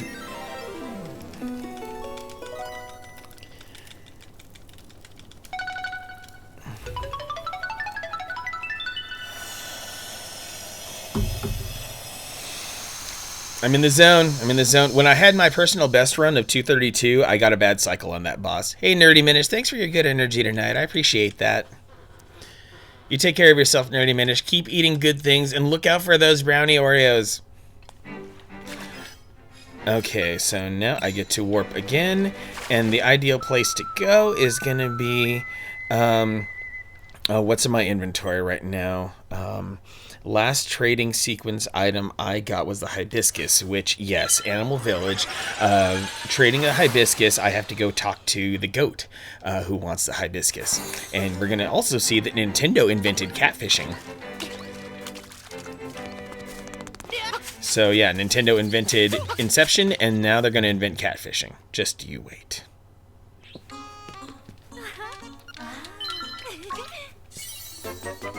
And I get to take this letter to the mysterious forest. And I get to use the most important warp in the entire game right here next to Dampé's shack. Poor Dampé, I use his warp, but I don't use his shack. For those of you who are unfamiliar, over there in Dampé's shack, you can get your filthy mitts on a custom dungeon creator, believe it or not. And this is actually this gives me perfect positioning to come here and buy a little bit more Crazy Tracy. Oh, and she's only charging me 28. That's perfect, because I'm gonna go scrape together a few more rupees, which will put me in a good position for buying the bow and arrow. Right here inside this cave. The unofficial Zelda Maker. Yeah, it's as close as we're going to get to Zelda Maker. Because, no.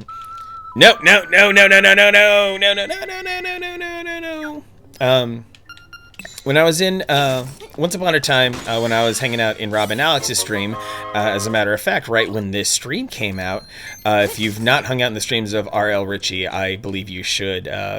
If I have a mod available, could I pretty please get a shout out for RL Richie? It's nothing but a good time in their streams. But Rob explained it very well that a Zelda dungeon is nearly impossible to truly create custom, because a dungeon is, I'm trying to paraphrase his words here, a dungeon is like a custom snapshot of Link's abilities at a given point in the game.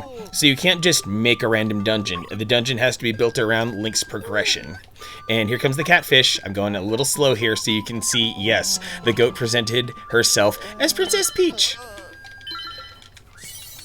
Thank you, Greybook. Yes, big plus 100. And since I need a little bit more money for the bow and arrow, I'm going to invade this cave here. I know it's a little excessive to go in here in this cave to get more money, but, you know, might have to. Yeah, poor Mr. Right indeed. 996, which is exactly where I need to be, but you know what? Might as well get a little bit more to put it over the top. Buy some arrows as well. 50 rupees, way over the top. Love it. And now it's time for... He gave me the broom. Okay, so now I get to go all the way back to... Animal Village, because there's a dear sweet grandma who loves sweeping who needs her broom. She wore out her old broom to the nub, and she needs more. Treat yourself! Honestly, I did that right before stream. I went to Jack in the Box and I got myself a chocolate shake with some of their tiny tacos, and those are all banging. A fishing hook? What could this mean?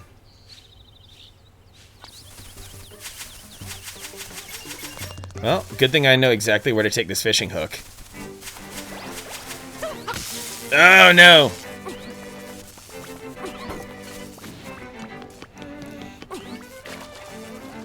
But yes, hopefully the Rob explanation when it comes to dungeon creation was succinct enough, and I hope I did him justice by the way I explained it. So the way that dungeon creation works in this game is once you beat dungeons, you get pieces of the dungeons that you've beaten, and then you get to piece them together however you want, and some fictional scenarios get created. Oh my goodness, Itty Bitty Ruby dropped a gift sub on the Mega Timbo. Ruby, you did not have to do that. That was amazing. Thank you so much. Alright, so now that I have that, okay. I can't believe I forgot. Like, oh yeah, I get the pearl necklace, and now that I have a pearl necklace, I get to go perv out on this mermaid by going and gripping a little bit of a scale on her. Promise you'll only take one. And being subscribed puts the Mega Timbo in a position to possibly win the Game & Watch that I have sitting atop my desk.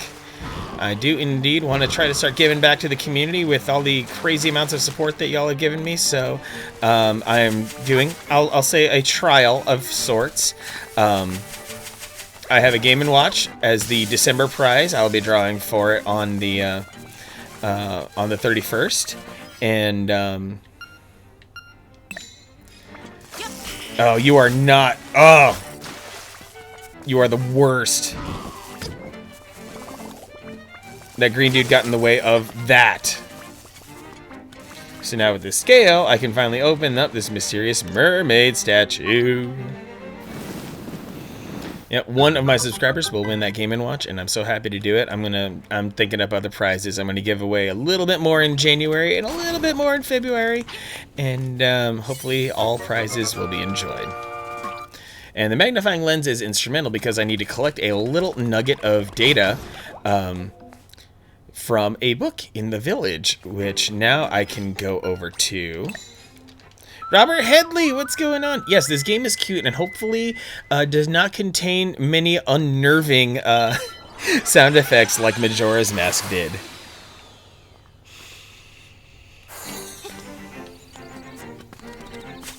Yeah, this game is straight up Animal Crossing cute. It's like they're siblings in a way. Alright, so now that I'm Big Baller Link here, I can roll up here and buy the bow and arrow fair and square, which is a huge 980 rupees. Back on the original Game Boy version, you were capped at 999 rupees. No complaints, just observations. Oh yeah. And I might as well, while I'm here in the village, take this opportunity to go get this. It is a map. It is a map to the final dungeon of the game that's hiding in this evil-looking little black book, Dark Secrets and Mysteries of Koholint. Do I want to read it? Yes, and I need a little notepad window here. Left, up, right, up, up. Left, up, right, up. Okay, I got my little notepad in a good place. This book reeks of secrets. Okay, so now I get to start busting my buns to be able to get into the 6th dungeon. So, yep, it's another trip all the way down here to the southeast of the map. Come on now, Doom Eternal and Animal Crossing are twins. Unlikely twins, but still twins. Just because they have the same birthday, they're more like fraternal twins. I mean, I'm absolutely adored all the fan art that put Doom Guy,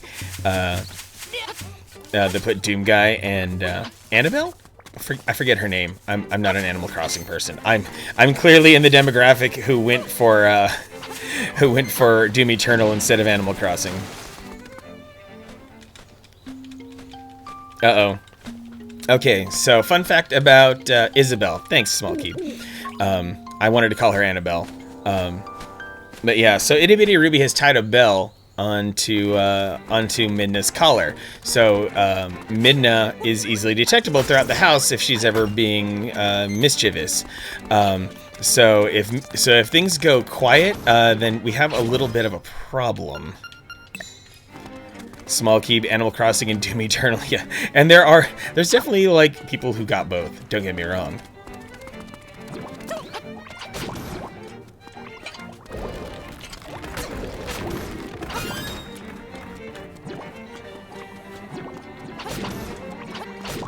So annoying.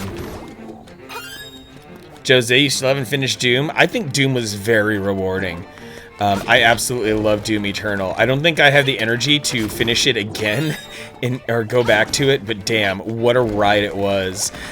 Few games truly are that effective at making you feel like a badass. Duffy Loner, you only have a Switch for a console, so you got Animal Crossing. Well, you can get Doom 2016 and Doom Eternal on the Switch now, if you do decide to take that route.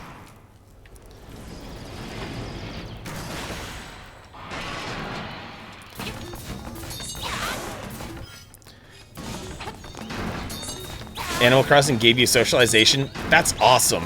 I'm so happy to hear that. I think that's what really made Animal Crossing so wonderful, because it was still a way to congregate with friends in spite of all that's going on.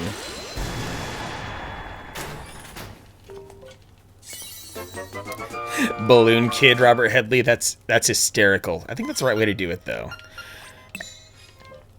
Doom Eternal is good. Something's putting you off. I think it's the mission structure. I could see that. I could see the mission structure being a little bit of a problem. It's not required, but it does make you feel like maybe you could have done more. It makes you feel like you're missing something every time you complete things and you didn't play the game right, almost. And I'm trying to squeeze together a few more hearts here. Okay. Oh, good. Okay, that's enough hearts. Now it is time to enter Dungeon 6.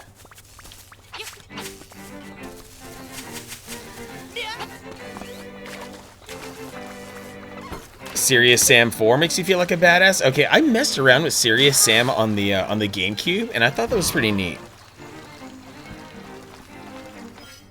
Robert Headley, you fear the soft lock. You know what? The soft lock is a real fear. I don't blame you one bit.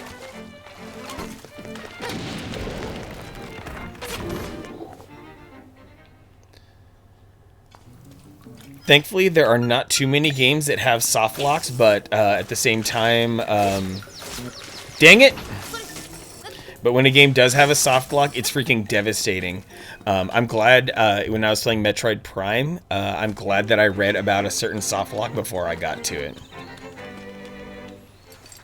Super Hot VR made you like Neo Matrix.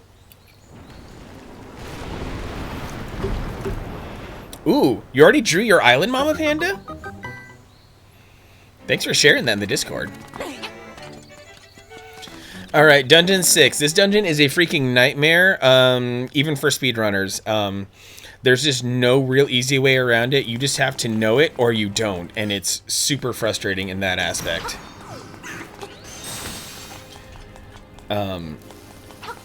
It is a tedious beast, and you just have to go with the flow.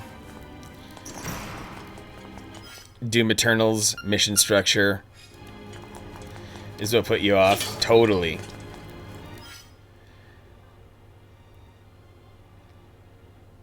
I'm like brain freezing here as I make sure that I assess that I'm doing the right thing first. And yes, I am.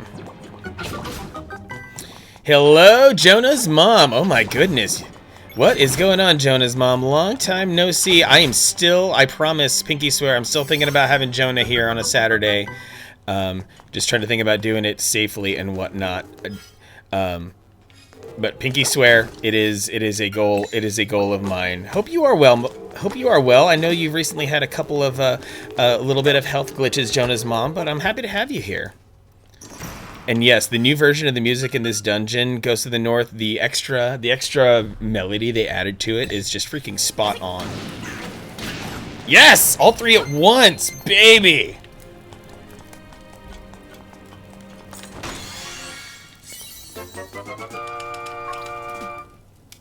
And the new powerful power bracelet.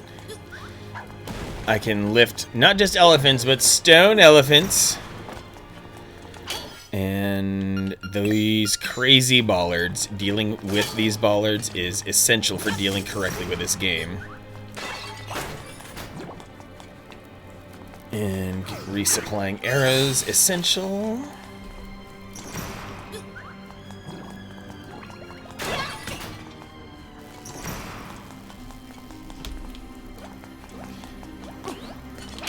Down with those, and okay, I need to go. I'm going to be walking to this destination because there's a trick to the room that I'm about to enter, and I hope I can nail it. I have like a quarter-second window of nailing this, so I hope I do. Okay, a line right there. Come up. Oh no, I bonked, and that hurt me.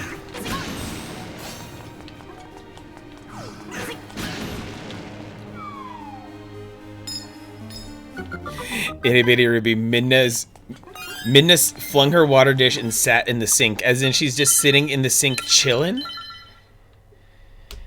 Okay, so now I'm done with the left side of the dungeon, and now I can deal with the even more treacherous right side of the dungeon. And so I'm just gonna, if I just start screaming, don't mind me. That's just part of what's necessary here. Now these floating tiles here are back in the original were actually worse to deal with because they were completely invincible until they launched themselves at you. But now here in this one, you can start destroying them as soon as they start moving, so you can get a leg up on them. Jonah's mom has dropped me $5 and new Mario Maker 2 levels for me. Okay, fair is fair. On another night, I'm guessing next Tuesday night when I come back, I will make it a Super Mario Maker night. I'm not saying that I'm gonna bring back Super Mario Maker Tuesdays as a thing yet, but just for y'all, I'm gonna at least do you that. And you did not have to throw money at me, but that was an incredible way of getting your message across. Yes, Jose, I was shooting arrow bombs. You are correct. If you bind, that was available in the Game Boy, in the original Game Boy version as well. That if you have, and I'm going to be using that many more times through the rest of the run here for the next approximately 50 minutes. 50 minutes.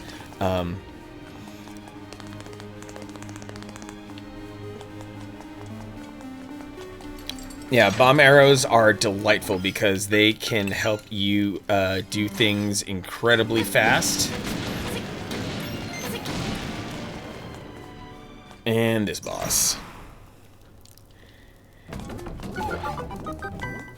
Not above bribery. I mean, it's a rough society we live in these days. So you know, you just gotta take what you can get. $5 is a couple of snacks. $5 is a couple gallons of gas. $5 can go far for someone who's savvy. Getting rather sleepy. Gonna head out. All right. Thanks for hanging out. Thanks for the good energy, Duffy. Take it easy. Take care of yourself. Have a good one. I'll see you around the Twitchers. What do I want to have equipped? There we go. All right. So, yes. Down I go.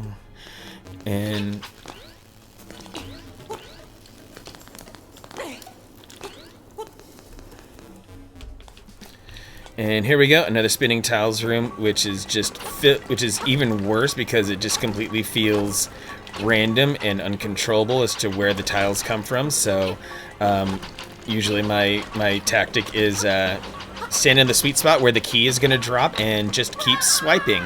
Or you can also take a hit like that and fall. $5 in this economy? Bye, have a nice week. I will. I definitely will have a nice week. And a happy new year to you as well. Alright, so, in case you're wondering about other mechanics of this game, this is a puzzle that can frustrate many, and I'm here to tell you that there is an algorithmically reliable way of dealing with this. So, so what you're seeing me do here, yes, one-shotting those horse heads. It is a matter of exactly where I was standing that helped to motivate those things in their rightful place. That if you stand on the seam between two floor tiles, exactly 2 tiles away, then you can nail those in one shot. And same as in the original NES, when the Pols Voices originated, you can play the song of your people and wipe them out in one fell swoop. It's really nice. That was Jonah. He's heading to his dad's house. Oh! Well, say hello to Steven for me. Jonah has such delightful parenting. He's already like precocious to the moon, and it's only going to keep growing as he gets older. That kid is going to do some things in life, I swear. And this is the moneymaker right here, 300 more rupees, because I have a $300 debt to pay for progression in this game. So now it's time to try for the same jump, and ooh, I don't think, nope, I botched this. I'm supposed to keep the blue bollards down and save that for later. Oh, that's very forgiving. The white one stayed. There we go. That's what I'm talking about. Yeah, bollard management is essential for being able to make it through this game with any sort of efficiency. 58K for selling your pumpkins? Dang, Mama Panda. Is that going to... how much is that going to subsidize? I think that's going to be able to cover most of your rebuilding cost. These guys again, and now the surface they occupy is even more tedious. Oh, baby, I nailed that.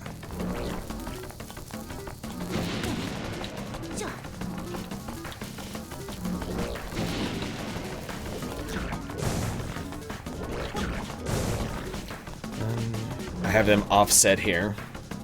3, and now. Oh, hell no, they didn't. For what it's worth, they did not do that in the original, by the way. Yep. There we go. There's one, and now... You! Eat the bomb! Eat the bomb, you stupid Dodongo! Yeah, that's what passes for a Dodongo in this game. And need to ferry across the way. And I believe this is the only chest in the game that truly does this. You have to throw a freaking jar at it to get it to open. 3 million to get everything in place with 50. Oh, wow. Dang, Mama Panda. Well, if there's anyone who can get the funds together, it's you. And especially if you stop, collaborate, and listen with Itty Bitty Ruby, you can get what you need. And Jonah's mom on the mend slowly? That's rude. Especially, this is not the season for amending to be slowly, because you always want to try to be on your best health game so that you can, well, to say the least, be on your best health game. So in case anything worse happens to you, that you can survive it. And back down here again.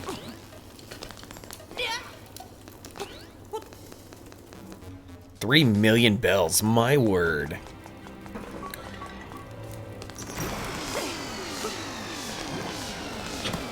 I bonked it, but you know what? That's okay. I dealt with this room quickly. And now, yes.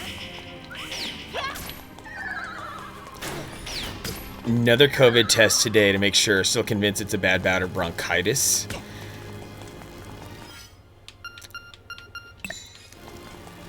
Bronchitis is downright rude. And please give me fairies. Yes. Nice little secret there in this room. Okay, it's all about the bomb arrows here. And I have some crazy Tracy potion in the wings. Yes, I do. That little cream thing on the left side below the flippers. Let's do this, baby. I still have not memorized the tile flying in this room, so I'm going to do my best.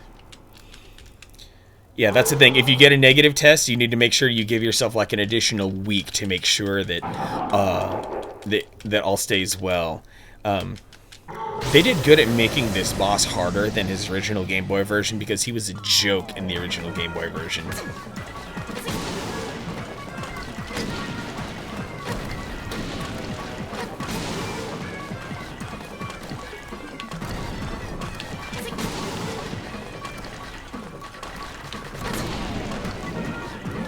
Uh-oh, he's already started the holes, so I'm just going to play it safe-ish.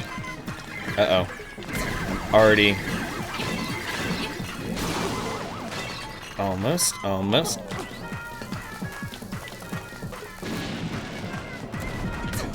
no, oh no. One heart. I can do this. He's gonna fade away.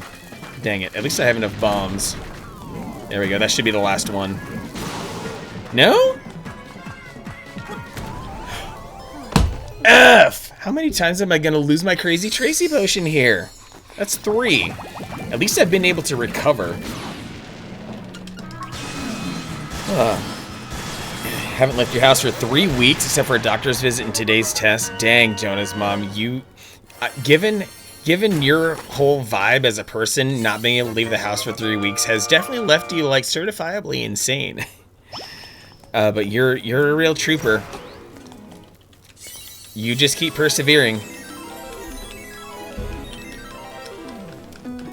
You got strong constitution.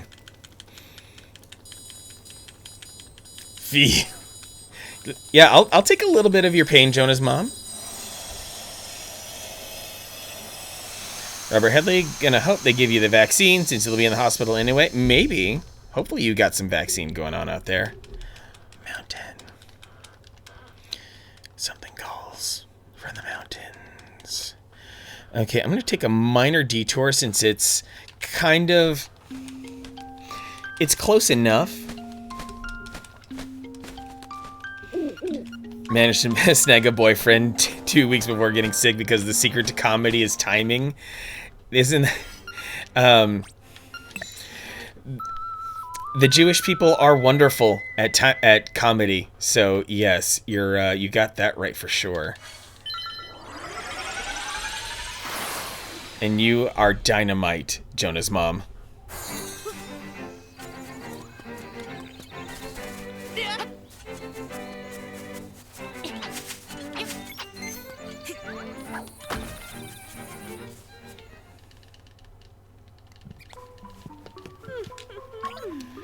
$42. Yes, I will give. And see, that's the thing. I still have enough money for paying off the next part of this, so I'm not in too much of a bind.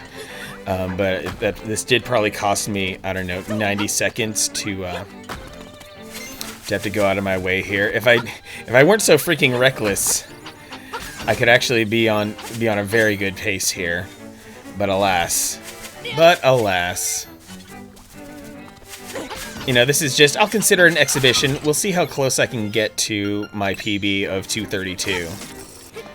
Price go up each time? The price does not go up each time. The price is 28 or 42, and I have not yet figured out the determining factor as to what causes the prices to change. So whether it's 28 or 42, I easily absorbed it, but of course I'm always going to prefer that it's 28.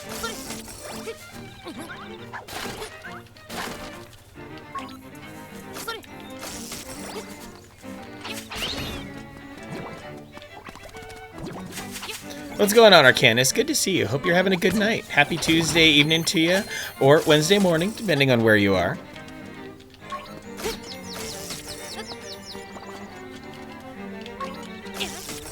Oh! I did not know that I could latch onto that. That's cool.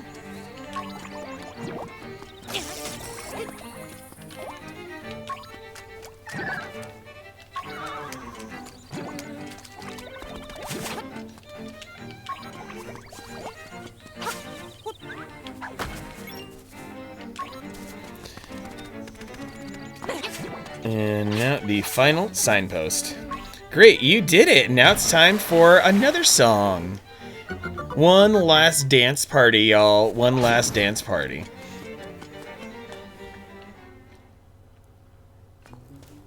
Oh, he looks familiar, doesn't he?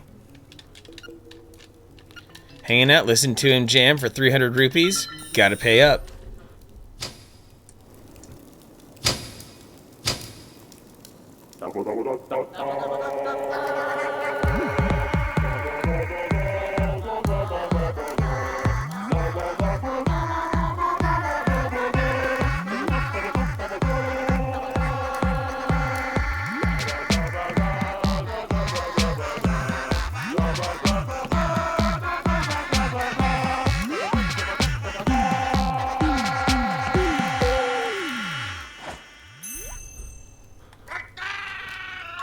No encores. I learned the Frog Song of Soul. Now, what could this song possibly be used for? I will show you.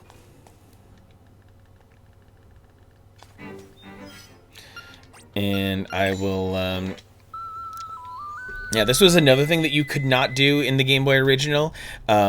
That if you played that song, all you could do is warp to Mambo's Pond, but now you can hit any warp point from wherever you stand, which is super cool.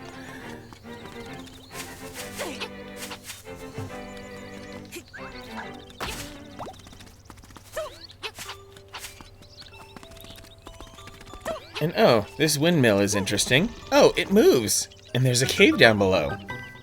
Well, I guess I better go down the stairs. Now that's an interesting thing. I haven't tested it here in this version, but you cannot push that windmill earlier on in the game. It doesn't allow movement until later. Oonce, ribbit, oonce.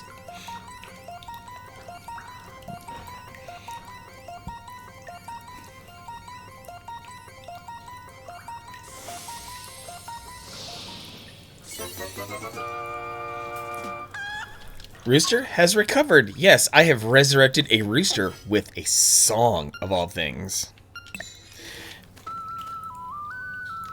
And I get to take him up north to the best warp in the entire game.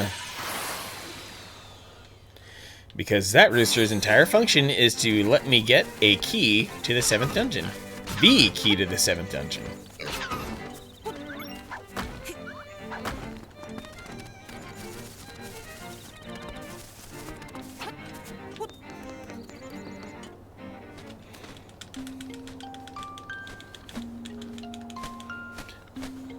Okay, I'm going to pause the clock. I'm going to take just a tiny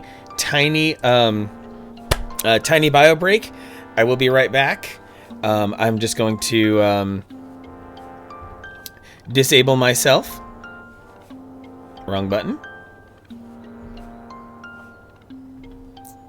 Be right back, promise.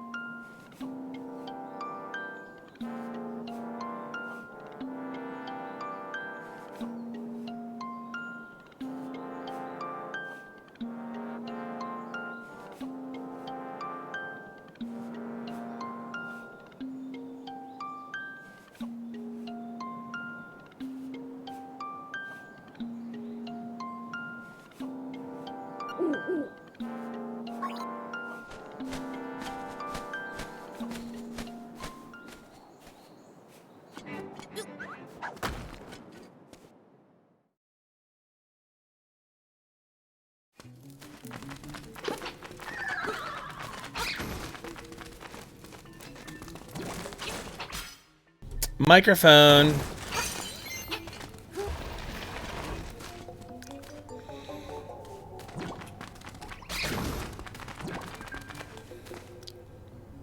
Told you it was short.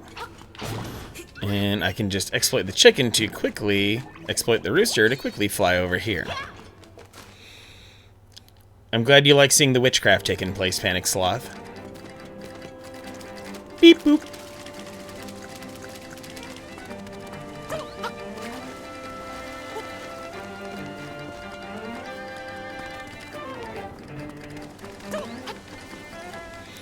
And you'll quickly see why something as ridiculous as a flying rooster becomes essential to what I need to accomplish here.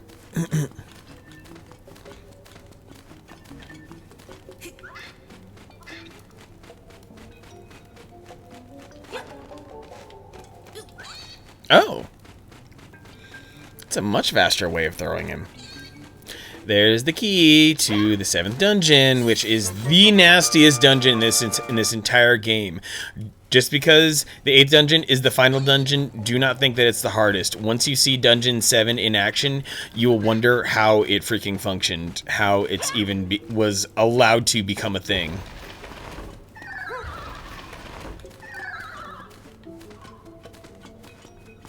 Beep Boop Gravebook, is this an IRC server?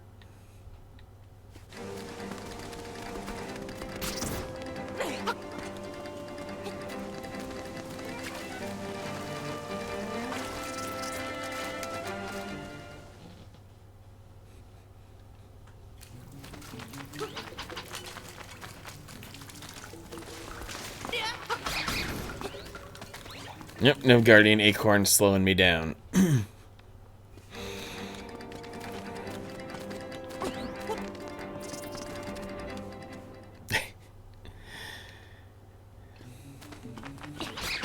Thanks for reminding us how old we are, Greybook.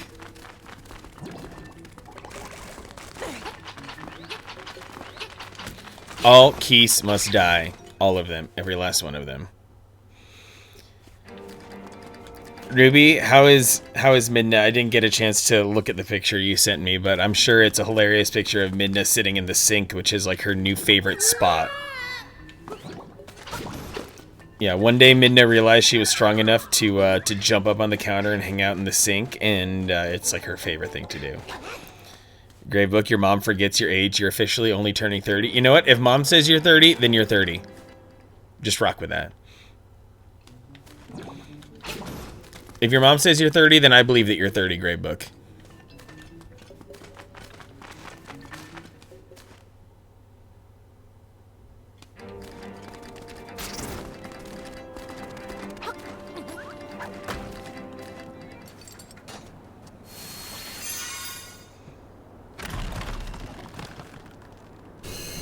Now, Demon Kitty under the table. Oh boy. She can do so much damage under the table because if you walk by, she'll smack your ankles. And Mama Panda, more flowers, possibly for selling? Maybe Itty Bitty Ruby wants to buy your flowers?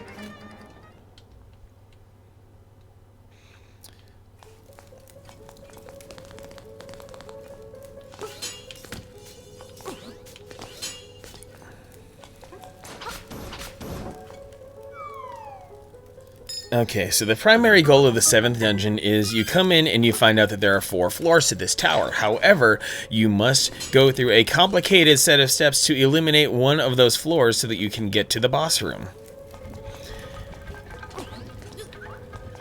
And if I'm fast enough, I can squeeze... Nope. I swear I've done it a couple times before. Oh well.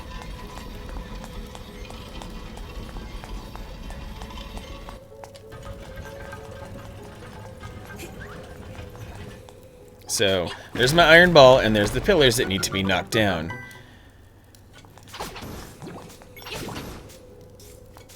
And I have to go through some relatively complicated maneuvers to be able to get the ball in the right places, and careful bollard management to be able to move that ball around to wherever it needs to go.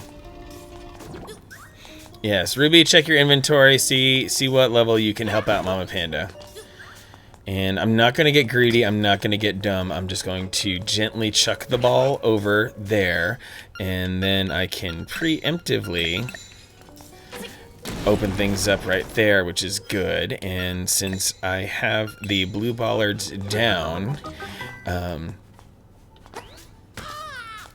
just a quick check, blue bollards down, good, and then I can fall down this hole and get to the most important staircase in this dungeon, which involves running left here, falling down that specific hole, and then coming back up over here. And now, I get to fight Hinox number 2, and there's a blue one I'm going to be fighting in the 8th dungeon. This Hinox gets me a small key, which will let me get the Mirror Shield, which has exactly one purpose in this run. And that's to clear a certain obstacle on the path to the 8th dungeon. Now, I hope that these 3 dudes can cluster closely enough that I can get them in one go. Otherwise, it's not fun.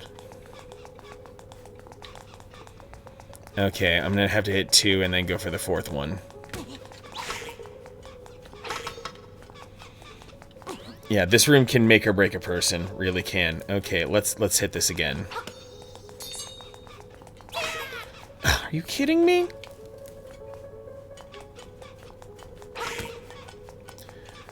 One, 2, 3, 4. Okay. So that chest's only purpose is to be a hookshot target. It doesn't actually have anything valuable in it. And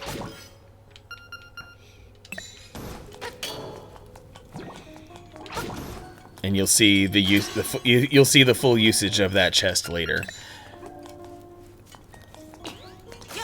Back in the original Game Boy version, you could actually cheese this room with the boomerang and get the mirror shield early, like as soon as you got up here, which I found kind of amusing. So I gotta hit this again. Orange bollards down, so I can go over here and face down the mid boss of the dungeon.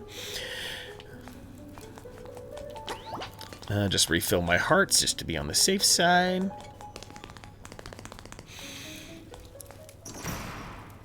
Need to get your uh-oh. Your Animal Crossing life is messed up. And usually this boss is defeated by hanging out here in this corner and slashing just like that. Just slashing blindly. You have to defeat all of the underlings or else they will come back.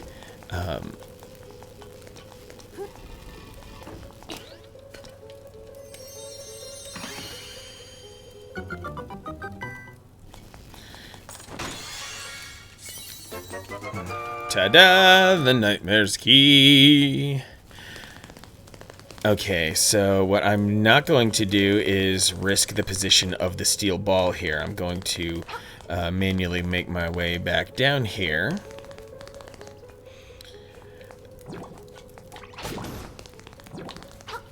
And maybe I will also preemptively... Yeah, this should work if I hit that.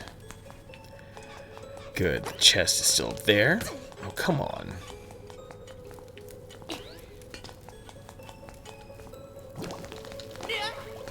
And I'm going to be a complete chicken shit in this room. I don't care. I'm just going to stand in one corner and deal with these tiles and let them fly at me. Because I don't want to have to fall down. I don't want to have to deal with the consequences of falling down any of those holes. Because they will put me in a place that will take me so long to recover, I'll just lose my entire mojo. So I'll take the hit here and do it like this. Which now, oh hey, puts me right here in this room. So I can now go open that spot right there. And I know this seems kind of backwards. So I'm going to go hit that, and I'm going to go hit that, and then this ball gets to take a very interesting journey.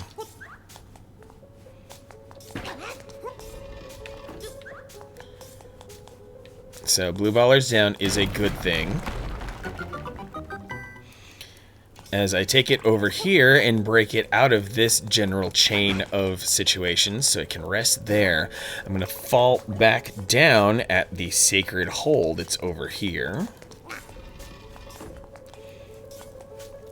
So I can head back to the most important staircase in this dungeon.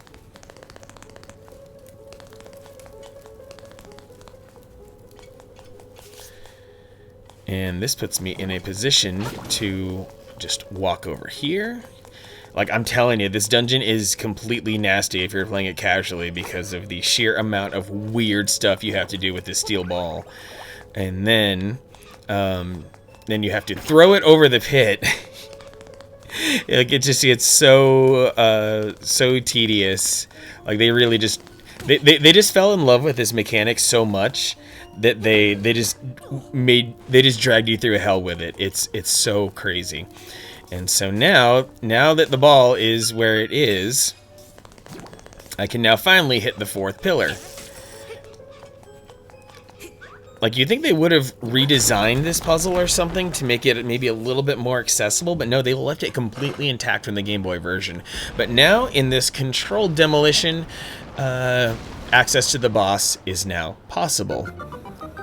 So now that I have dropped down like this, and the game is going to do an autosave, good, I can load the current autosave, which puts me back at the beginning, and this is now a very convenient spot for getting to the final boss room.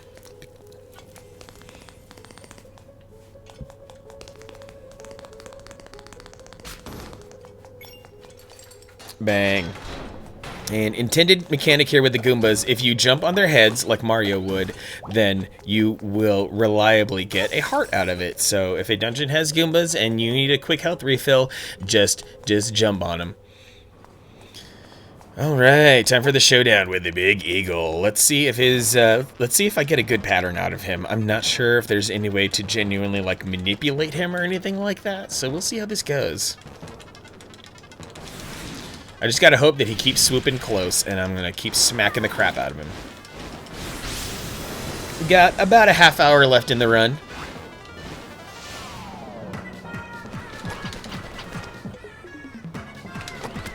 Ah!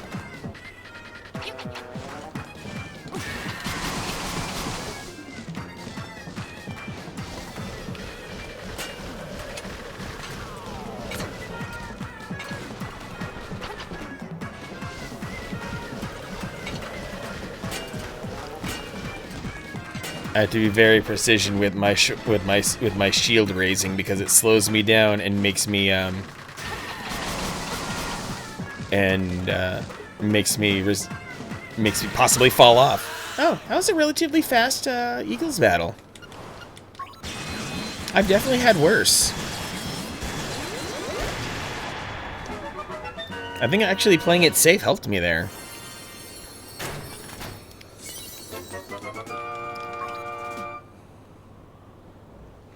So down I go, and I'm taking a shortcut down by getting a little bit damaged. And let's pop over here. The Organ of Evening Calm. That could go a couple different directions.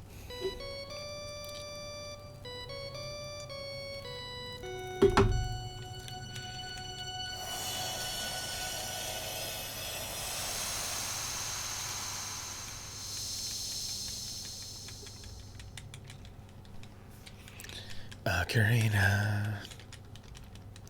The music of the ocarina leads. What's the biggest maintenance item on your island right now, Ruby? Now it's time yet again to go to the most important warp point in the game, Dunphy's Shack.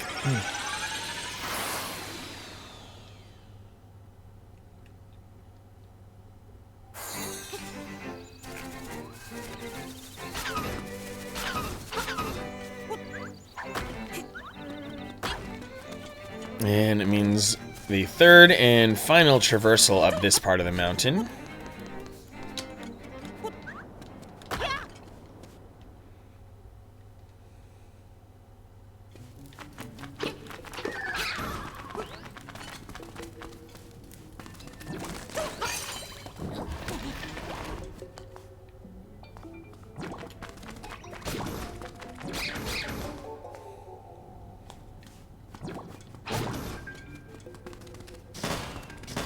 I like how those pop like balloons.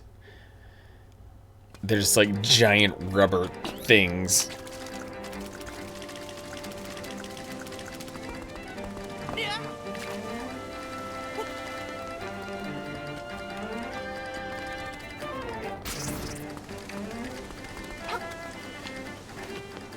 Minna knocked it. Oh my gosh. Minna's in the knock everything over stage of life, apparently. Like just a few weeks ago, she wasn't doing that. Didn't break. Oh my goodness. Okay, so what happened here is that Marin tried to sing the Ballad of the Windfish to the egg, and the monsters did not like that. So they marooned her up on top of that bridge to intimidate her. But then there's Pops right there, conveniently in the nick of time.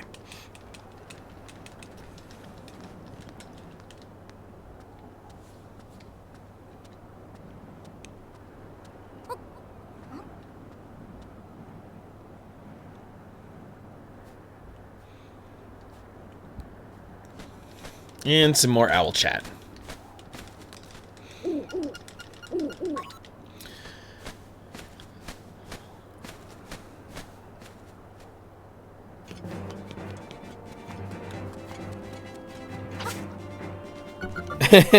Oh, the only flowers Mama Panda has are the ones that Ruby needs. Oh, what cruel fate.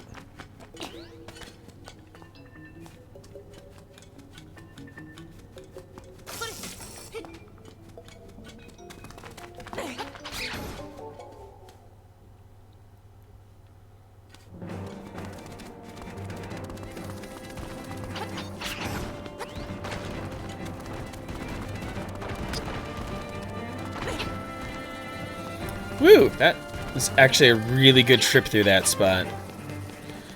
I've certainly had much worse luck with those boulders.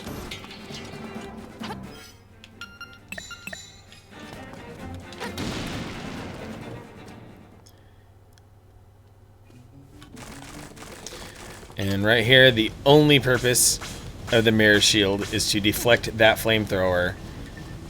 And we're through, even though I still got hit by it, because I'm not smart, clearly.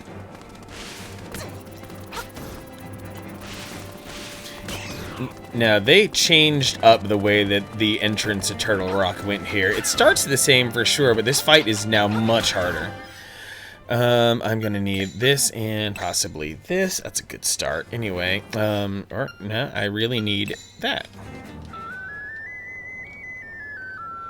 I like how the notes are green to go with a frog. I'd better not die like a complete moron here. Okay, I don't need the song interrupting, so I'm just gonna... Actually...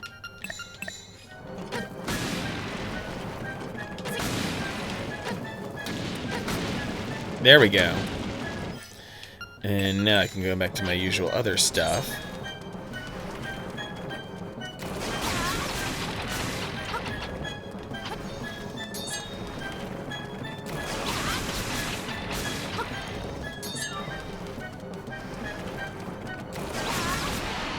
There we go. That was a pretty good fight. Definitely one of my better fights against that particular boss. Alright, 8th dungeon. Not as scary as it looks, believe it or not. And I will show you how this dungeon can actually be crushed in about 10 minutes. I'm not even exaggerating. We're just gonna let this rock here, and I hit that button prematurely.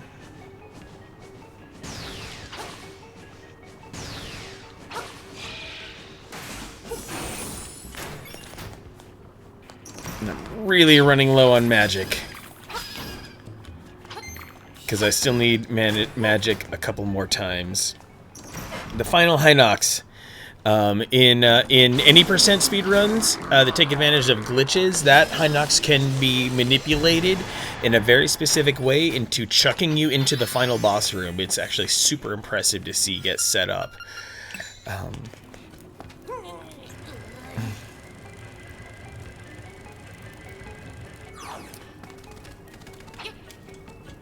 Actually, what I probably need the most is... Yeah, Mom Knows Mambo. It takes me back to the beginning of the dungeon when I have accomplished certain things.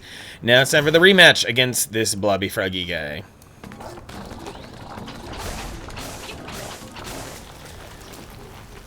Not too shabby this time. I actually trapped him the way I wanted to, and I actually still need this. And I need to stand about right here.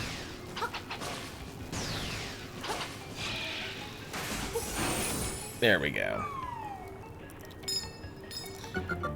Nintendo messed up with the cleanup stuff.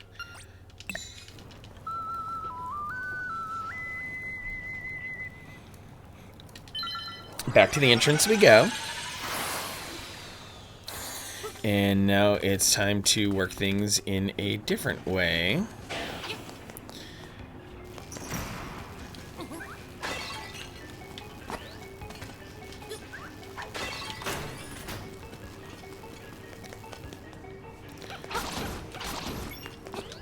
Because I have to work my way towards the special switch that makes this dungeon work.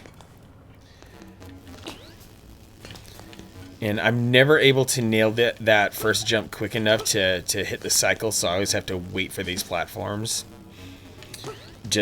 I wonder if it's intentionally made that way.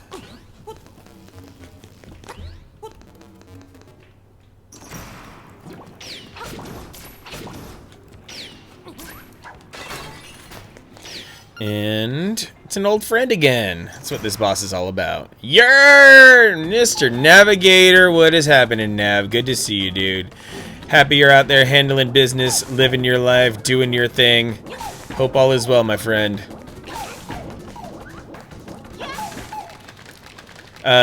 We are We're here in the 8th dungeon, which is not the final dungeon, because once this one is completed, the last bit that needs to be dealt with will be the last half of the 4th dungeon. And so if all goes well, we've got about 20 minutes left.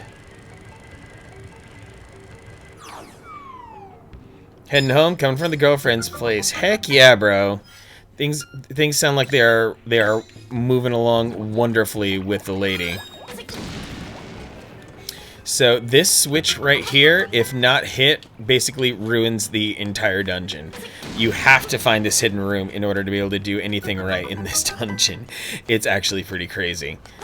And there's an enemy in that chest, so I'm not going to be opening it. It's in any sort of quick run, it's just as important to know where to go as it's important to know where not to go as it is where to go.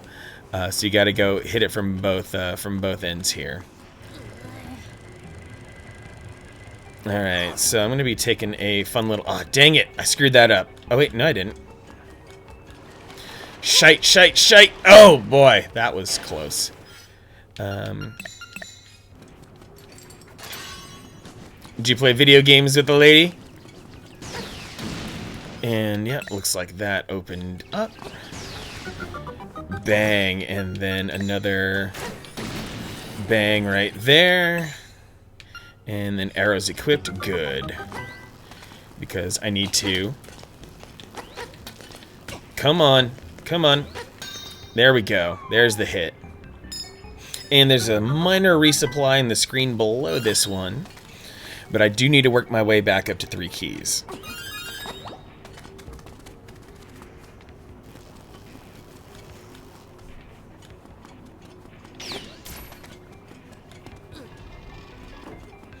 And this will be the last key that I need, I believe. You played games and you had fun. And that's what matters. Navigators out there crushing it at life. Let's make our way to the mid-boss here. We don't need no torches.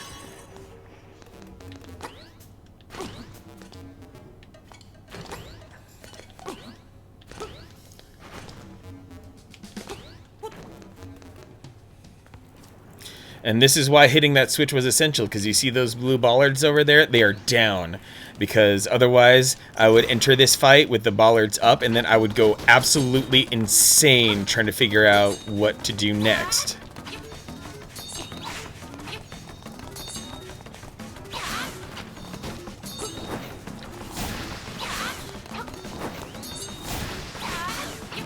So this dude actually has 3 types of punches. He has the jabs, and then he has that tire spinning punch. That tire spinning punch would actually punch me back to the beginning of the dungeon, and that is absolutely the last thing that anyone wants.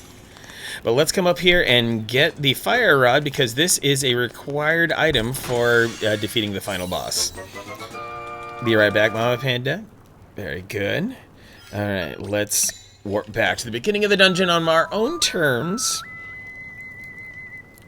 And now, with this one small key that's still in my pocket, we can go get the Nightmare's key. Da-da-dum. Most of your stuff you need it for setup upgrades. You need to pick up the new monitor mount, and then we are lit. Oh, baby, that's good to hear.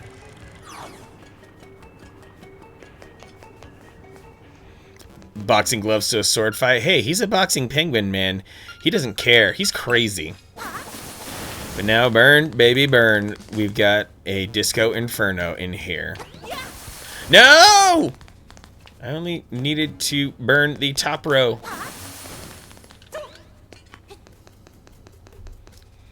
And honestly, he held his own with just boxing gloves to a sword fight. I want to know what those boxing gloves were made of, personally.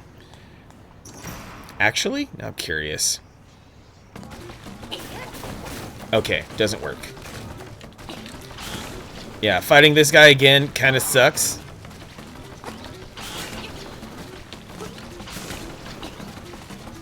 Because he's not nearly as vulnerable as he was in the 4th dungeon.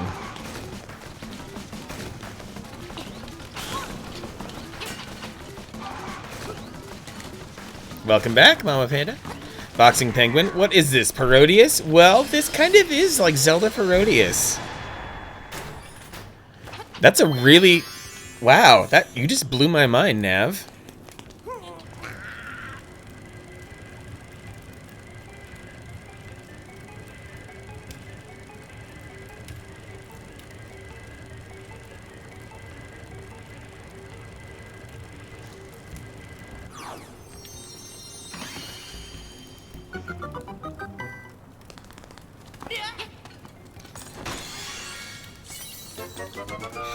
Oh, baby. Nightmare's Key.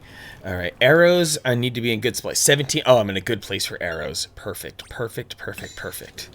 Because I need, just to have some comfort, at least a dozen arrows going into the very final fight. I won't be using any arrows until then. So I've actually been unintentionally managing my inventory rather well.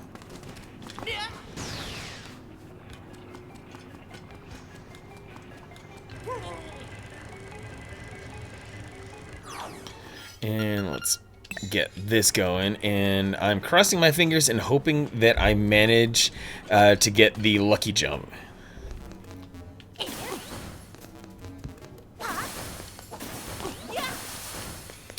Alright, and... Oh no! Blew it, blew it. Yeah, sometimes you gotta hit this a couple times in order to be able to make your way through. Yes! I'll take it.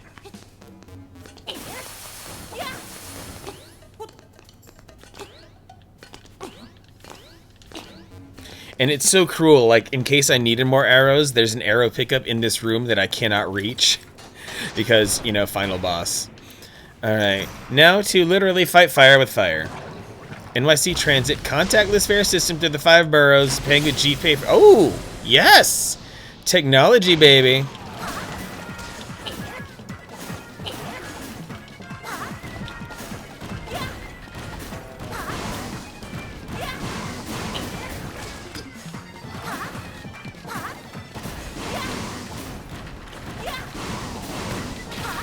Ooh, I'm getting a good fight here. This dude used to be a big pushover back in the Game Boy version, so you could just stun lock him and kill him in one cycle, basically. So it actually made him a little bit of a challenge because you actually have to aim your shot. Okay, so I need to go finish the back half of the 4th dungeon, and then we'll be able to get to the final fight. So we are almost done, y'all. So this run is probably gonna come in. Yeah, this is looking like a solid 240, 245 run. 20 wings later, dude, Yuga2, you're a beast. What flavors did you get?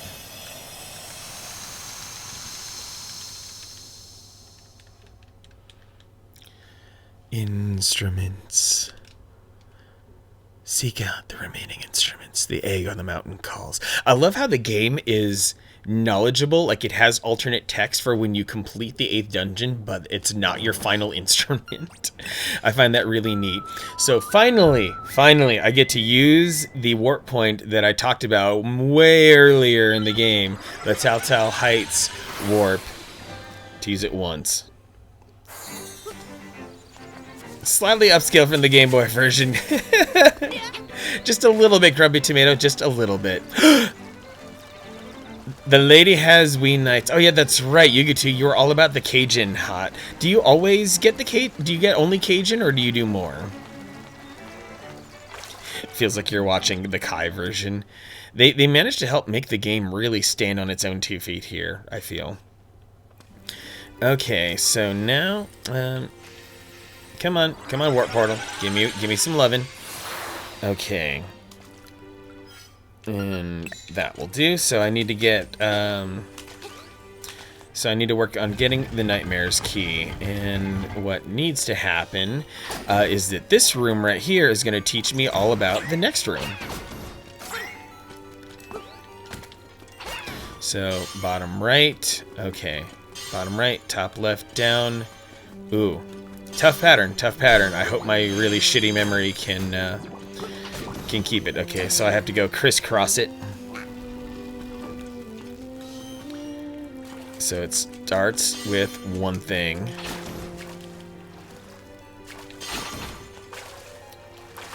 Yeah, Navigator, your girl's got a rad game selection. Anyone who has a physical copy of Tumba is like a really, really solid gamer. You found your Game Boy cartridge of Link's Awakening inside a Game Boy Game Genie. Is it worth $69,000 now? Actually, I would say that Game Boy Game Genie, I would start eBaying that because I don't think a Game Boy Game Genie comes cheap.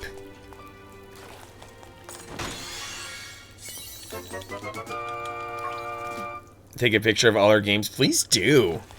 Sounds like her collection's exciting. Alright, this is a fun trick here. This trick right here, hopefully I can do it in like 2 shots, prevents the need for picking up an additional small key. So,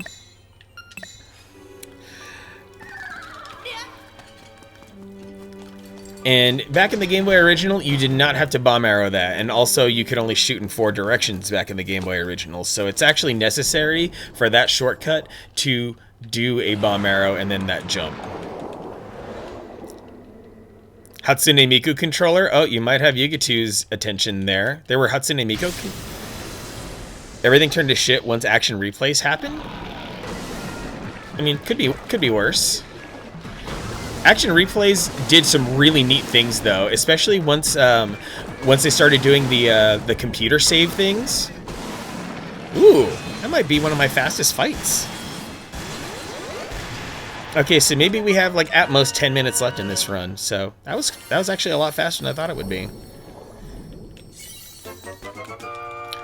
But then, you know, as time went on, console manufacturers started making their consoles with a lot of extra security, and you could no longer run those discs. The ones you had were only loaded with completed save files. Okay, that kind of cheapens things. I can understand why that would be frustrating. Because it's like, you know, maybe you want to play through the game with the cheat activated and you want to actually experience the game still.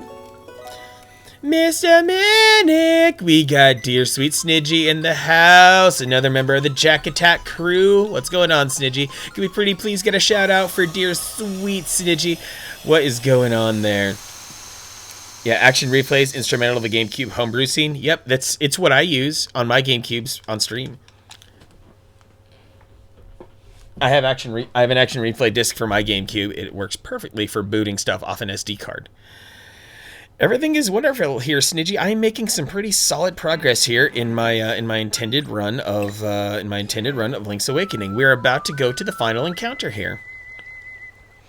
So now back to the most important warp spot in the entire game. Last playing Among Us. Man, Among Us has such incredible staying power. I just can't help but admire it. Shout out, Hulp. You redact your statement shitting on AR. Yeah, AR. Yeah, the action replay ended up doing some really, really neat things, even if those weren't the things you immediately think of an action replay for.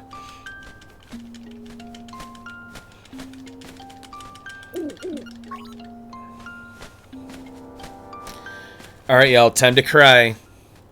Get your tissues.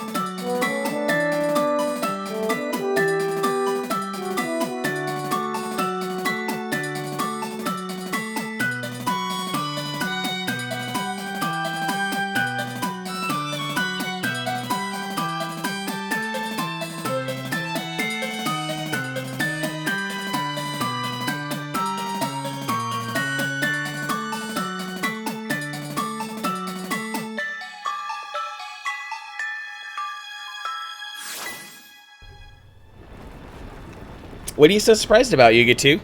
What do you mean already?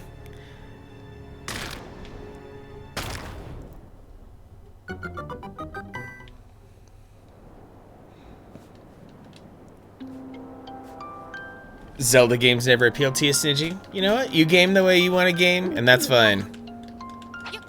My PB is, I'm already past my PB right now. My PB was like 232 something. So I'm already going to be like 2 or 3 minutes past that. I'm not actually sure what, went weird in this run, because I had a lot of really good luck happen in a lot of places, but I think it's just those few times that I died that kept adding up.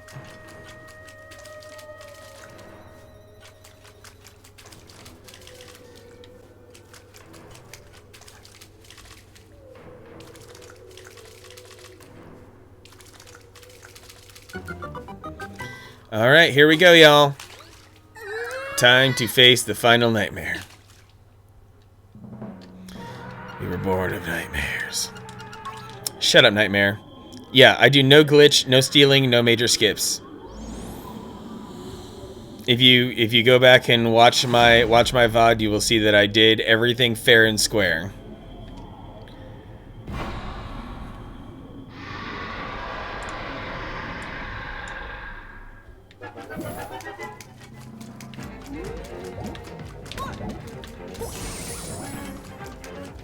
Yeah, I know there are a lot of speedrunners who do some really fancy glitches and stuff, but I decided against that personally. I'm like, you know what? This game can be completed in a reasonably short amount of time without any of that stuff.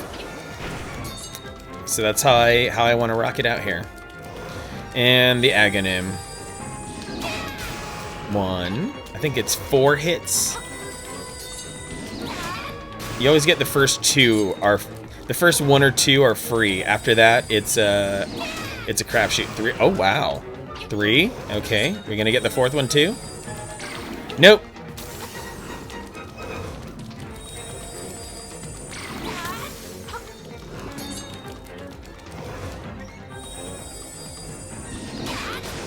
That was a pretty good pattern.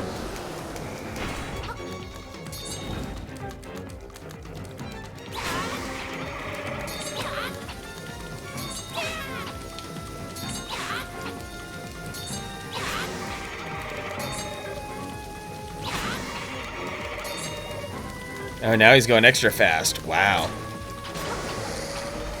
Ever figured out game manipulation? I haven't figured out game manipulation. That's something that, like, the speedrunners who have all the time in the world do. I don't have the time, the energy, or anything like that for manipulation. I know manipulation definitely exists, but it's not for me.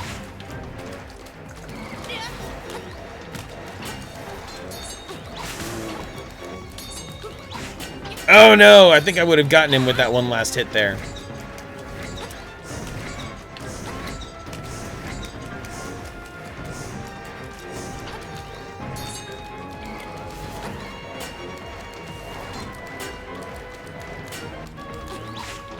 No! That was on me. I totally botched that one.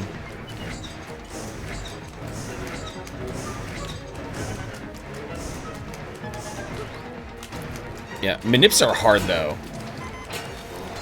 Heh, I see what I did there. Oh boy, it's okay. I have a crazy Tracy potion, so I know I'm low on health, but I will survive. And now for the final encounter, in which I will need approximately 10 arrows. Botchamania heart! Botchamania is so cool. Crazy Tracy potion, yes. There's an NPC named Crazy Tracy who, uh-oh, Jesus. I need to be careful there. Crazy Tracy who delivers a certain potion that, that revives you. So I'm probably gonna get hit here. And then I'll be revived by the potion, which has already happened 3 times so far in this game. And there we go. That is the final form of the final boss, and we're coming up on time here. Once I touch the staircase, that will be time.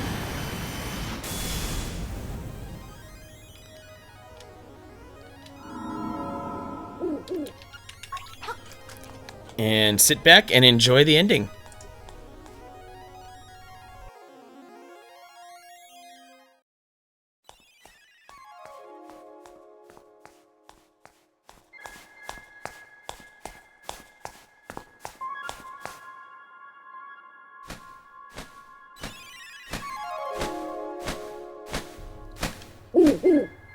Hoot! Young lad, Manic, the hero. You've defeated the nightmares. You've proven your wisdom, courage, and power. As part of the Windfish's spirit, I am the guardian of his dream world. But one day, the nightmares entered the dream and began wreaking havoc. Then you, Manic, came to rescue the island. I've always trusted in your courage. I knew that you could turn back the nightmares. Thank you, Manic. My work is done. The Windfish will wake soon. Goodbye. Hoot!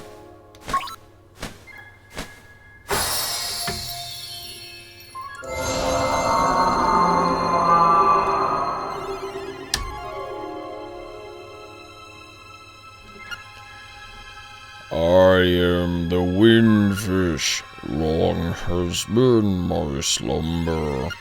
In my dreams, an egg appeared. It was surrounded by an island, with people, animals, an entire world.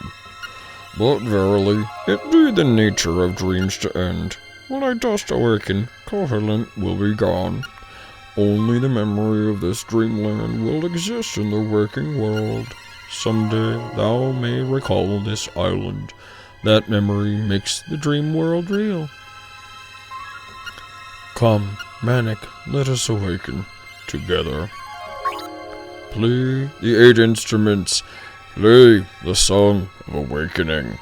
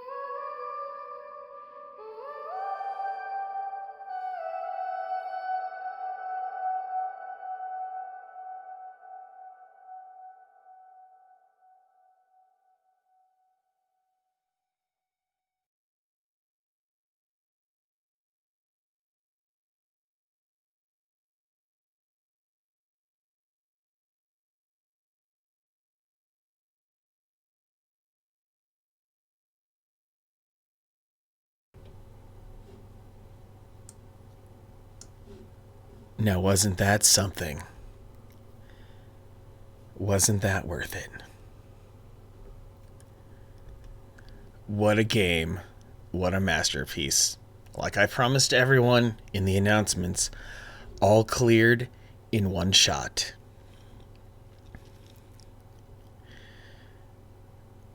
Yep, stream's over, end on a high note.